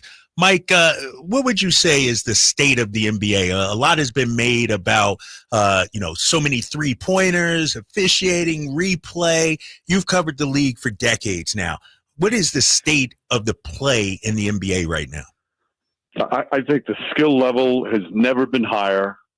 I think the athletic prowess of today's NBA player has never been better. Now, does the league have some issues that need to perhaps be tweaked or fixed? Absolutely. As does the NFL, as does Major League Baseball, as does the NHL. Every league has their their flaws and changes that have to be made. And the 3-pointers, sometimes there's no question that could be something that has to be looked at. But if anybody wants to say, oh, what's wrong with the NBA? Just spend the night, watch Shai Gilgeous-Alexander perform. Spend one night, and I mean a whole game, start to finish. Watch Nikola Jokic. Watch any of these great players. Those two guys are as good as anybody who's played the game. They're having MVP seasons that even the greatest MVPs would be proud of to have. And there's so many talented players out there, and there's so much terrific young men who are playing night in and night out. I think the league's in a magnificent place. Again, it has some flaws. It has to change some things, but that's the case all the time. That's all part of the evolution of the NBA and every other sports league. That, of course, is the great Mike Breen, who, by the way, shares a birthday with Sherlock Holmes creator Arthur Conan Doyle. Mike, there you go. The Kings obviously didn't put their best foot forward last night. But what have you made of the way this team has responded to all the incredible challenges they've faced, from losing one coach, firing a coach, and then trading De'Aaron Fox, and they've been staying afloat? From afar, what have you thought of the job Doug Christie's done and the way this team has handled all this? Well, you guys just talked about chemistry in the broadcast booth. It's the chemistry on when you change a head coach mid-season, when you trade basically the face of the franchise mid-season. That's a big disruption, and I think they've handled it brilliantly. I think Doug's done a great job. I think the players have too. They obviously the last 2 nights have been rough, but ever since the trade, they've kind of banded together. I felt they've been improved defensively, and when you look at the lineup, like when everybody's healthy, when you have a DeMar DeRozan, who I think is the most unheralded star in the league. Obviously, Zach LaVine, who's got athleticism and skills off the charts, and then Sabonis, who I don't understand why he doesn't get bigger play for the numbers he's putting up. This is a terrific team. We got some good young talent as well. I'm always impressed with Keon Ellis. Mm-hmm. And I don't see him every night, but I think they've got a lot of talent. Doug's done a good job with them. If they can be more consistent defensively. And get a little bit better commitment defensively on a regular basis, I think they could be a team that people are going to be afraid of to play in the playoffs. Mike Breen joining us. Mike, obviously a number of signature calls throughout your career. And, when we watch you, especially on the national broadcast, your famous bang call with a big 3-pointer, where did that come from? Where did the bang come from in your career? It started, guys, when I was a student at Fordham University in the Bronx. And like, a lot of college kids, I just was crazy for my school's team. And I would go to all the Fordham games that I wasn't broadcasting on the student radio station. And it'd be like 10 of us, and we'd be sitting in the stands, just going crazy, hooting and hollering. And this was even before the 3-pointer. There was no 3-pointer then. Mm-hmm. And when a Fordham player hit a big shot as a fan in the stands, that's what I would yell out. And after I yelled it out a few times, I thought, maybe I'll try it on the student broadcast. And I tried it on the radio on the student broadcast, and after using it a couple of times, I'm like, that doesn't work. I don't think it works. So I stopped it. And then I started, after I got out of college, I started doing this high school game of the week package for a company that's no longer around. It's Sports Channel America. Oh, yeah. And they tried to compete with ESPN back in the day. And we did a Friday night high school game of the week in the greatest high school gyms across the country, sometimes bandboxes. The places were packed. And it was so loud in those gyms that at the end of the close game on a big shot, I didn't have a strong enough voice to override the crowd. So I needed like a concise call on a big shot. And I went back to that, and I thought it worked pretty well, especially when it was the home team that was hitting the shot. Mm-hmm. And that's kind of got started, and I started doing it, and I liked it, got a little feedback on it. And it's has been a nice thing to serve me well over the years. It's iconic now. Yeah. I want to thank you, Mike, because I know this was months ago, but somebody asked you that old question. I'm not going to ask you the GOAT question, but someone asked you that question, and you said comparison is the thief of joy, which is like, that's a perfect answer. So I wanted to ask you, though, not who's the greatest player, but Well, all the players that you've covered and broadcast, is there a favorite player you've had over the years, just watching and broadcasting? It's really impossible. I'm not trying to cop out, but it's impossible. Yeah. I'll just like for today's players, watching Steph Curry perform what he does night in and night out at the size that he is has just been. It's been one of the joys of my career. And watching LeBron James have the longest prime in pro sports history. I mean, his prime has lasted forever. Everybody says, they get past your prime a certain age. No, his prime is still going. Yeah. And to watch his commitment to winning every night after night, year after year, those great players are for me, it's been a privilege to broadcast those games. But then again, then you look at some of the other players who never make an all-star team, who are such a key component to their team's success. They don't get the individual plaudits, but they're so essential because there's more of them in the league than the superstars. The grinders and the role players, they make up most of what the NBA is all about. Like, for example, and you saw this last night, Kyle, a guy like PJ Tuckers, who the Knicks just signed. He didn't play last night. This guy, his story, what he did to get himself to be a real NBA player, to me, those are the great stories of the NBA. And, he never made an all-star team. He never made an NBA all-defensive team. All he did was help every team he played for win. And those are the kind of players I like as well. So it's hard to pinpoint those. But as much as I love the superstars, I love those role players who are essential to a team's success. Mike, you've seen some of the game's greats up close and personal, had some memorable calls. Which one stands out to you from a call standpoint? Steph Curry, Ray Allen, which one do you look back and say, man, that was a great moment and I was happy to be a part of it? Again, there's I've been so blessed, guys, that it's hard to name it. You mentioned Steph shot in that Oklahoma City game during the regular season. As far as the regular season moment, that's probably as big a regular season moment. But I think, anytime it's in the finals and it's a game-changing play that perhaps decides a championship, those are the ones that stand out. Ray Allen doesn't hit that shot, Miami doesn't win that title. Yeah. If LeBron James doesn't make that block shot on Iguodala, the Cavs probably don't win a title. So lots of times it's shots like that. But even like last year, the playoffs, Jaylen Brown hit a huge three against Indiana in Game 1 that maybe if he doesn't hit that turns around a series. Dante DiVincenzo hit this miraculous shot on one of the craziest sequences I've ever seen at the end of a playoff game for the Knicks. So there's just, again, there's so many that come to mind.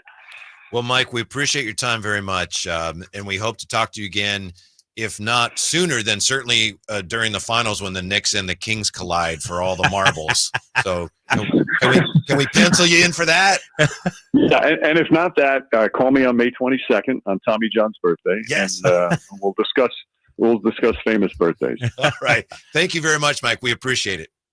My pleasure, guys. Thanks for having me Mike. on. See you soon, man. Yeah, Mike Breen, who years and years ago, he was a regular on the Don Imus show, which used to air on this station. Really? Way in the 90s and maybe even in the 80s. Yeah. Okay. All right. So he's no stranger to this station. So you guys were born not only to same day, like 61. Yes. That was, wow. That's impressive. That's impressive. All right.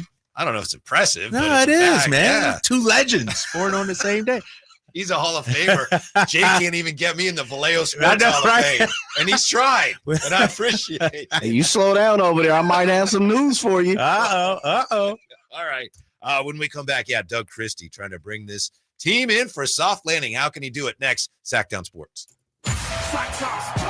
Thursday night, Kings and Warriors. Game night with Scott Marsh and the high flyer Henry Turner starts at 5:30. Tip-off at 7. The Kings play here on Sacktown Sports. Sacktown Sports, 1140. Hi, I'm Justin Gingery. One of the most common questions I receive is what makes us different from other law firms. At Gingery Hammer & Associates, We handle your case from beginning to end. Whether your case reaches a settlement, whether we need to file suit, or even take it all the way to trial, we will be with you along the entire way. And because we are committed to you and your case, we are as invested as you are in making sure you get the outcome you deserve. If you have an injury, just call Gingery. Did you know colon cancer can be detected early or prevented through regular screening? I have detected Around Earth is the greatest lie ever.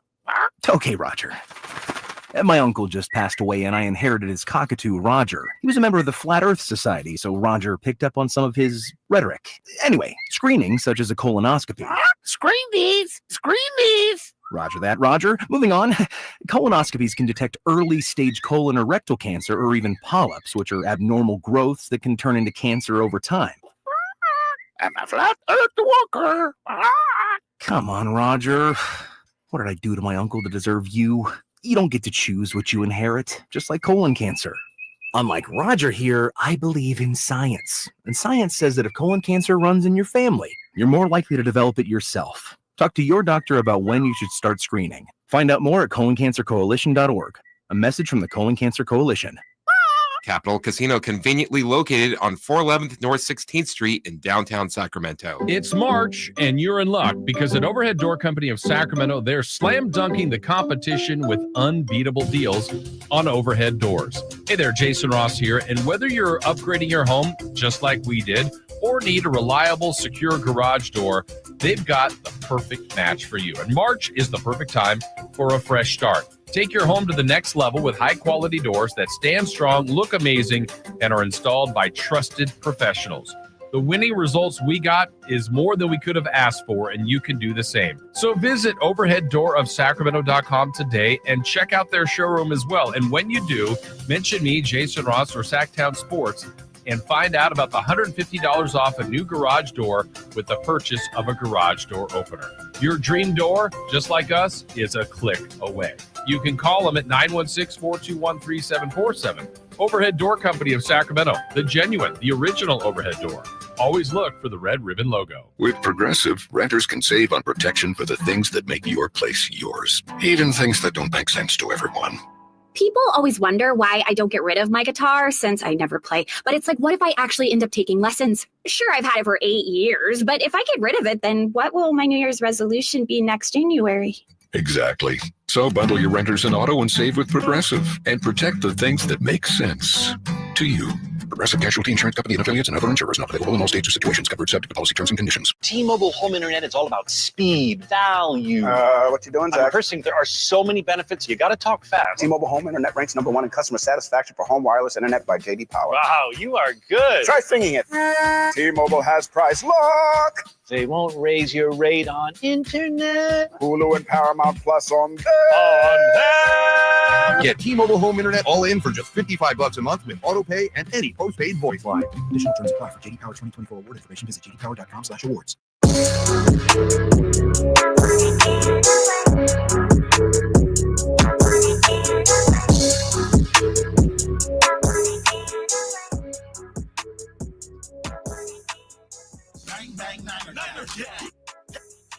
The Drive Guys, live and local, every afternoon, Monday through Friday on Sacktown Sports. We have a couple games on it here, including the Bucks and the Pacers, and just in the last, 2.5 minutes, Drapes, we've seen just some eye-popping plays. Amazing plays here. Tyrese with a sick pass. Unfortunately, Pacers didn't convert, and Giannis, I don't even know what to call that. He was trapped under the basket, and then he reached up and dunked it. It's like, what? Your brain goes, that can't happen. Right? Just think if you're trying to guard him, and you're like, well, he can't do anything from here. Whoops. Yep. He just dunked it. Unbelievable, man. And these two teams don't like each other, if you remember. Milwaukee and Indiana. They got into it a few times last year, I believe it was. So yeah, Halliburton, the former King, and Siakam, the almost king. You know, you mentioned it earlier. Doug last night had an interesting way of framing everything right now, where he talked about the airplane is in the air. Talking about this team, the airplane is in the air, but we're fixing it while we're in the air. An admission that a lot of moving parts right now. Do you think he can bring this in for a soft landing? What do the Kings need to do as a team for him to be able to bring this thing for a soft landing, without crash landing. So they're 33-31 right now. Yeah. With 18 games left to go. Rough patch here with 3 losses in the last 4 games. Yeah, 3 losses in the last 4 games.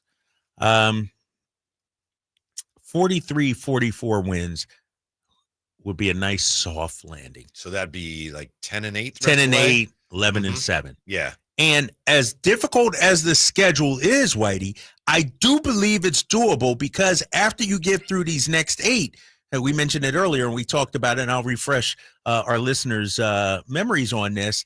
After this next 8, which wraps up against Oklahoma City, you have Portland, Orlando, Indiana, Washington, Charlotte. 5 games which you'll probably be favored in or close to being favored. And I know 4 of them are on the road. I get that. I understand that. But you get those 5. Then you got, Sunday, April 13th against Phoenix. Who knows if they'll even be playing for anything. You know what I mean? Denver may be locked in. Cleveland, when you face them April 6th, may be locked in. And so, 11-7, 10-8, I think you got to be above 500. I think 41-41, I agree. 42-40, okay, But it disgusts me to say it, though, Whitey, because I never thought we'd be in this position. Talking about 42-40, that's okay. Not with this team and where we were. It goes to show just how messed up a season it's been. This may be getting ahead of things a little bit, but to me, if they get into the play-in, hopefully they get out of it and into the playoffs. But even if they don't, if they have a winning record and they get into the play-in, to me, you have to bring back Doug Christie. I don't know what else you could expect from him if you're serious about giving him a chance with all these moving parts. If he were to take that chance, and obviously with the teams, the ones that actually play, but if he were to convert that into a winning record and a play-in berth with a chance to get in the playoffs, I don't know how you don't make him the coach, but that's probably another discussion for another day. Yeah, I mean, we got to remember, this team was 13-18 when he took over.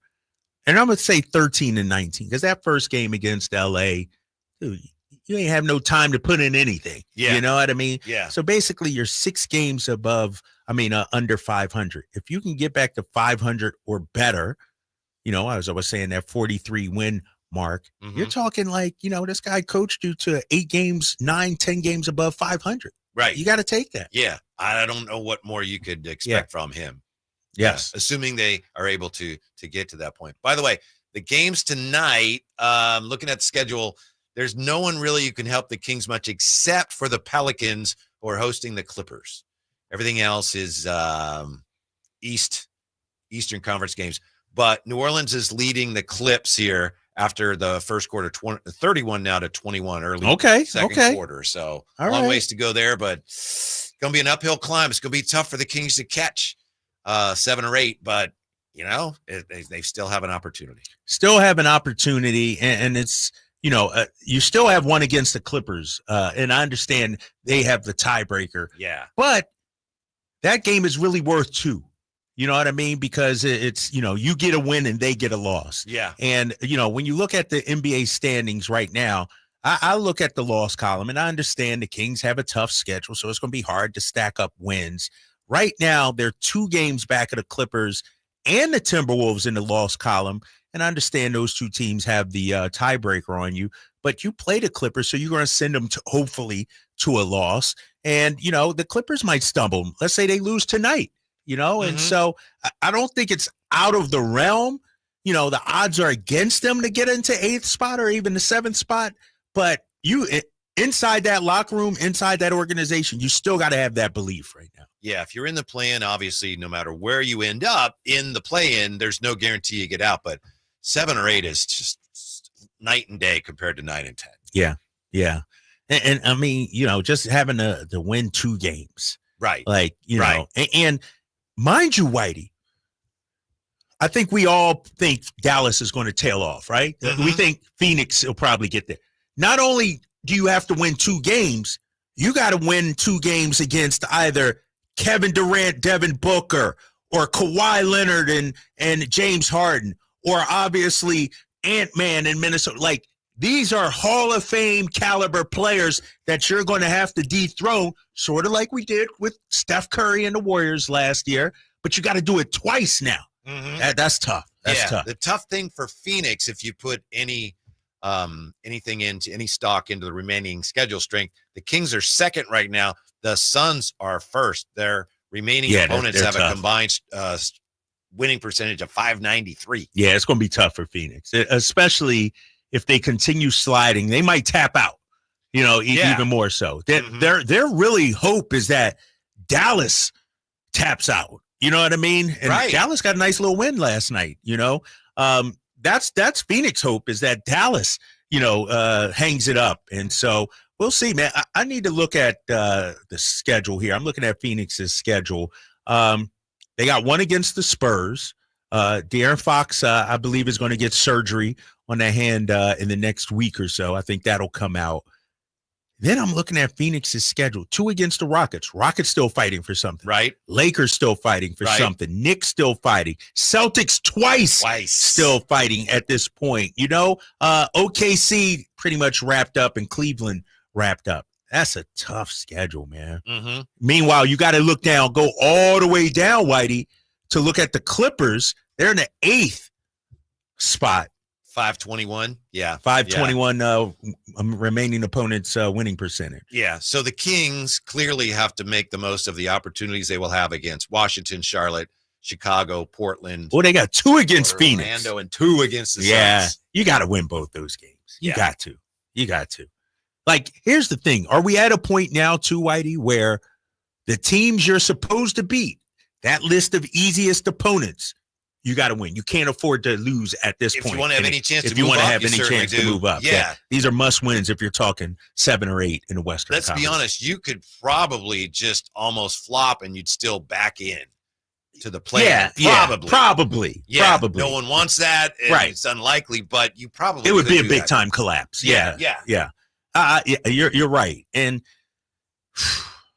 Denver. Damn, we still got one more against Denver, huh? Yeah, Good. Good. We owe Michael Malone and Jokic something. Definitely. Right. Definitely. Yeah. We have one more game coming up here. Whitey's Wayback Machine quiz for March the 11th. Jay, did Jay's victory that? No, I won yesterday. Yeah, Don't get it twisted. To him. I got him yesterday. Come on, See, now. that's why I said I should have just cut it. That's okay. I got bounced back. Come on. I went fair and square, man. No, you didn't. We had 2 questions. We had 1 question apiece. We'll have a regulation match coming up next. Drapes against Jay on Sacktown Sports. Sacramento weather is brought to you by Consolidated Communications. I'm meteorologist Heather Waldman in the KCRA 3 Weather Center. A bit of a breeze Wednesday morning and some on and off showers. That rain will turn heavy in the afternoon with wind gusts over 40 miles per hour. Afternoon temperatures will be in the upper 50s. Get the latest forecast on the KCRA News and the KCRA app. Well, it's going to be rainy, huh? Thank goodness we have a new HVAC. So many HVAC companies out there. How do you choose? A friend recommended we check out Lee's Air Plumbing and Heating at leesair.com. Very good advice. Thank you, Jose. Lee's Air Plumbing and Heating was ready to come out the day we called. They treated us with respect, from the person who answered the phone to the guys who installed our new HVAC unit. So why choose Lee's? They offer a 100% satisfaction guarantee. They get 4.8 stars on Google. So, a lot of friends recommend them. They've won awards for their service. They've spent more than 40 years serving the Valley's HVAC heating and plumbing needs. You can trust Lee's with installation and repair of your AC, furnace, and water heater. We trusted them, and they rewarded that trust with a great job. Plus, residential, commercial plumbing repair, commercial HVAC services, too. You can find out more at leesair.com. Check out their mission statement. Find out about their commitment to serving customers and to serving the community. And check on their $99 HVAC tune-up service.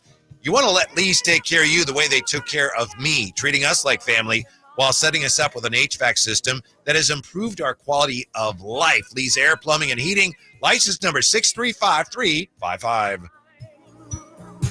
All guests come to you from the Folsom Lake Honda hotline. Folsom Lake Honda, your one-stop Honda shop. Big savings are back at Folsom Lake Honda, your one-stop Honda shop. New Hondas are piling up, and that means big savings for you. Looking to own or lease? During the spring sales event, drive a brand new Accord or Civic. Visit us today at FolsomLakeHonda.com, your one-stop Honda shop. As a family-owned and operated dealership since 2009, customer service is our #1 priority. Our customers love doing business with us, and you will too. Folsom Lake Honda, yeah, your one-stop Honda shop. Want internet with more speed and less frustration? Fidium Fiber Internet is better because it's built to deliver more bandwidth and speeds up to 2 gigs. Switch today and you can kiss buffering and weak Wi-Fi goodbye. Visit FidiumFiber.com. At Valley Strong Credit Union, we know that local businesses are the backbone of the Central Valley, investing in our neighborhoods, boosting the economy, making the Valley stronger. But when it comes to their finances, where can they turn? A big bank that just sees another number? That's not good enough. Valley businesses deserve Valley support for payroll, credit, cash flow, and everything in between. Valley Business is Valley Strong. Learn how our cash management services can support your business at valleystrong.com. Mike Rowe here with a quick question. Have you noticed cracks in your drywall, chimney, or exterior walls? I hope not, because if you have, they could be indications that you've got a much bigger problem with your foundation. That's where Groundworks comes in. They can honestly assess your situation and create a plan to stabilize your foundation. Schedule your free inspection at groundworks.com/row. And while you're there, check out my latest dirty job. It's a good one. Licensed in all states where work is performed. See website for details. I was in the middle of the Atlantic Ocean when it happened. There was a sudden jolt and our submarine crashed on the seafloor. We were in total darkness. That's Dr. Dejana Figueroa, a marine biologist and STEM teacher, talking about a deep sea dive she'll never forget. It's funny, when I was a kid, I was afraid of the ocean, and there I was 2 miles below the surface. But as a scientist, you prepare for that. Using our training and a little creativity, we fixed the sub and finished our experiments. The dive was just too important. Every dive gives us glimpses at things few people ever get to see. Glowing creatures, fiery undersea volcanoes. When we got back to the surface, I kissed the ground and called my mom, of course. But you know what? I wouldn't trade that dive for anything. Dr. Figueroa uses her passion for STEM to discover new things and make the world a better place. She can STEM, so can you. Check out She Can STEM for more stories and inspiration. A message from the Ad Council.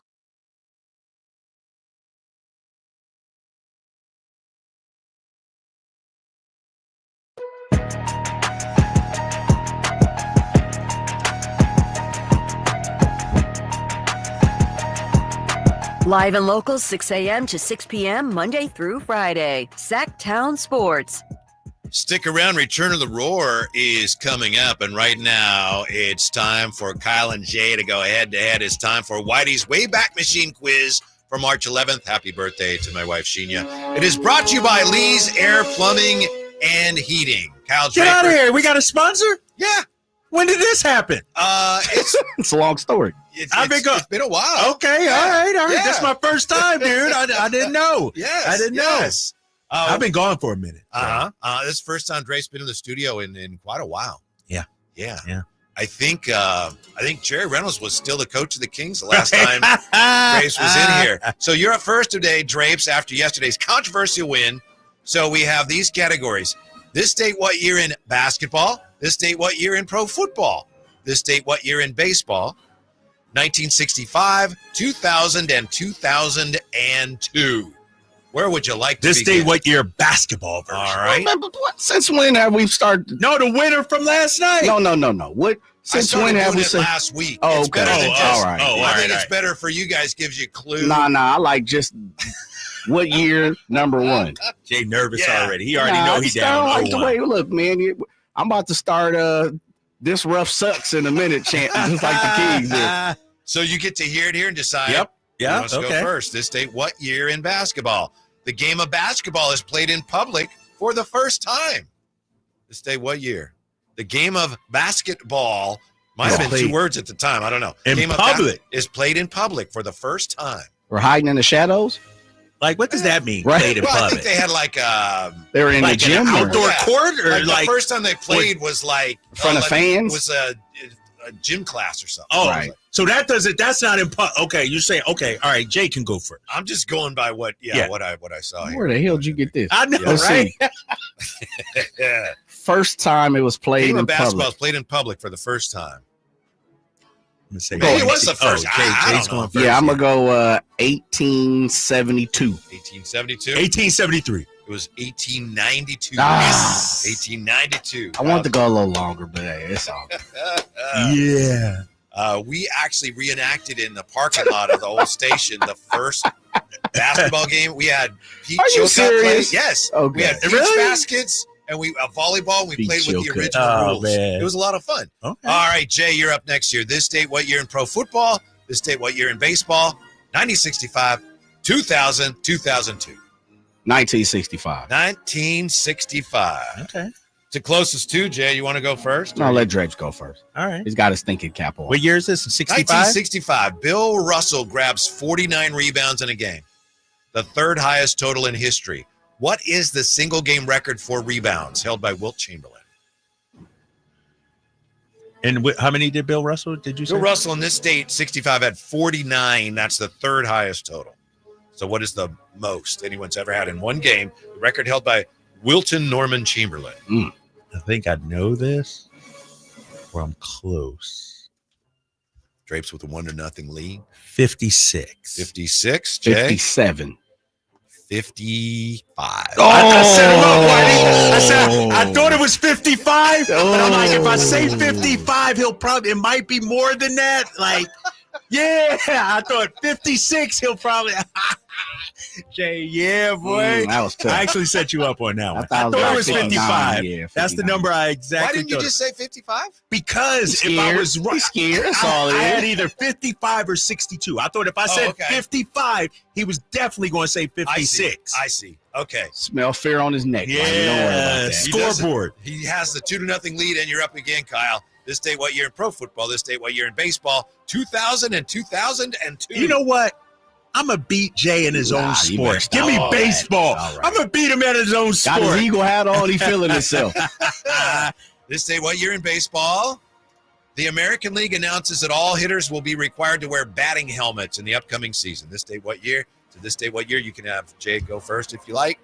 The American League announces all hitters will be required to wear batting helmets. I'm going to let Jay go first. Yeah, this is about 19...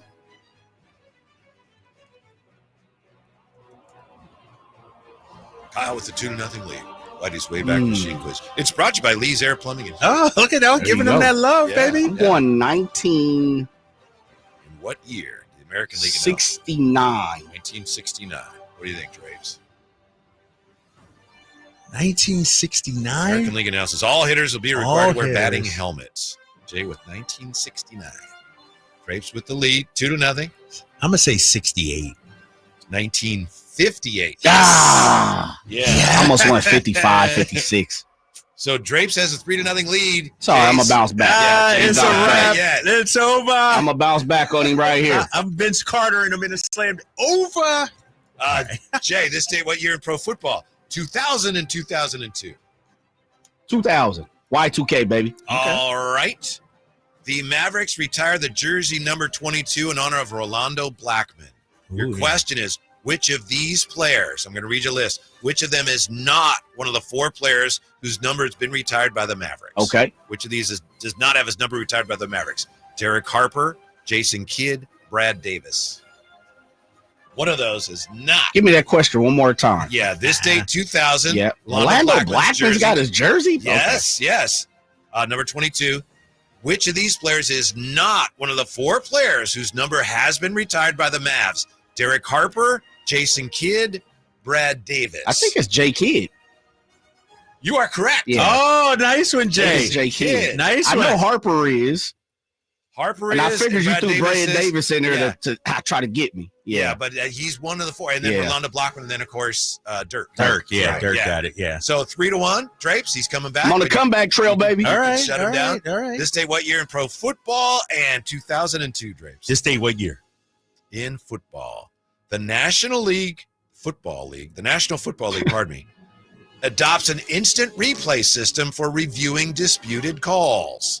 This day, what year? The National Football League adopts an instant replay system for reviewing disputed calls. You can go first. You can. I'll let Jay go first. 01. 2001. 2001. Oh, I thought that was. That wasn't right. That's not right. All right. Can you read the question again? The National Football League adopts an instant replay system for reviewing disputed calls. Man, you know, when you get older, time really goes by so quickly. You know what I mean? Like, I feel like replay was just like 15 years ago. It might have been 25, 30 years ago. And what did Jay say? Jay said 2001. Damn, I'm old, man. I'm going to say 2002. It's 99, 90. 1982. What? Shut up. 1982. Get out of here. Wait, read the question one more time, because it's got to be some trickery in there. The National Yeah. Football League adopts an instant replay system for reviewing disputed calls. 1982. Ramsey in the back. Yeah. Man, you didn't know that. You want the point or not, that, Jack? of course I do, but that So hold doesn't up. sound Replay right. started in 82? Yeah. That don't It's sound not the right. same It as wasn't is the now. Neil O'Donnell, the Jets, No, Pittsburgh Steelers. there was a play in the 1979 AFC Championship game that drove everyone nuts. And Yeah, I remember triggered that. instant replay. Yeah, okay. I wasn't Between born the then, Houston yeah. Oilers and the Pittsburgh Yeah, I wasn't born. Steelers. I wasn't born. Drapes with a 3-2 lead. And I've lost track of Jay this. good. Come on, I told you I'm on the comeback trail, baby. All right, Jay. It's the closest to here, 2002. Oh yeah, I put didn't it know on. Put that. it on the Eagles hat. All right, All I got that. All right, Drapes. The Yankees release outfielder Ruben Rivera this day, 2002, for stealing teammate Derek Jeter's glove and selling it for how much? Come on, Whitey. What the hell? Come on. What kind of question is that? I remember that. Yeah, but what the? I have no idea. Like, was it on eBay? Was it at the It was on the auction? black market. He sold it on the black market. $20,000. $20,000. Jay? So what am I guessing? The value? Like how much he sold How much it for? did he sell it for? I have no idea. $19,999. $2,500. That's it.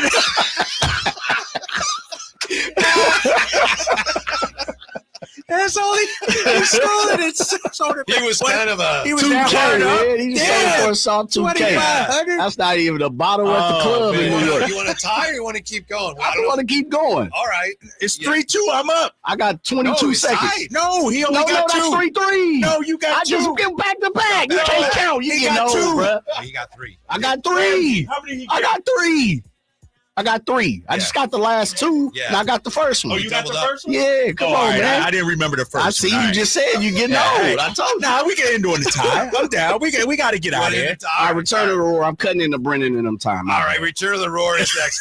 Nice game. Way to go, So I Ruben still got Rivera. the Yeah, belt, you still right? got the I belt. still It's got like the you belt. got counted out the ring or We something. continue tomorrow. Return of the Roar next on Sacktown Sports. You ever try fixing your car and realize you're missing that one part? Yeah, been there. That's why eBay's my go-to.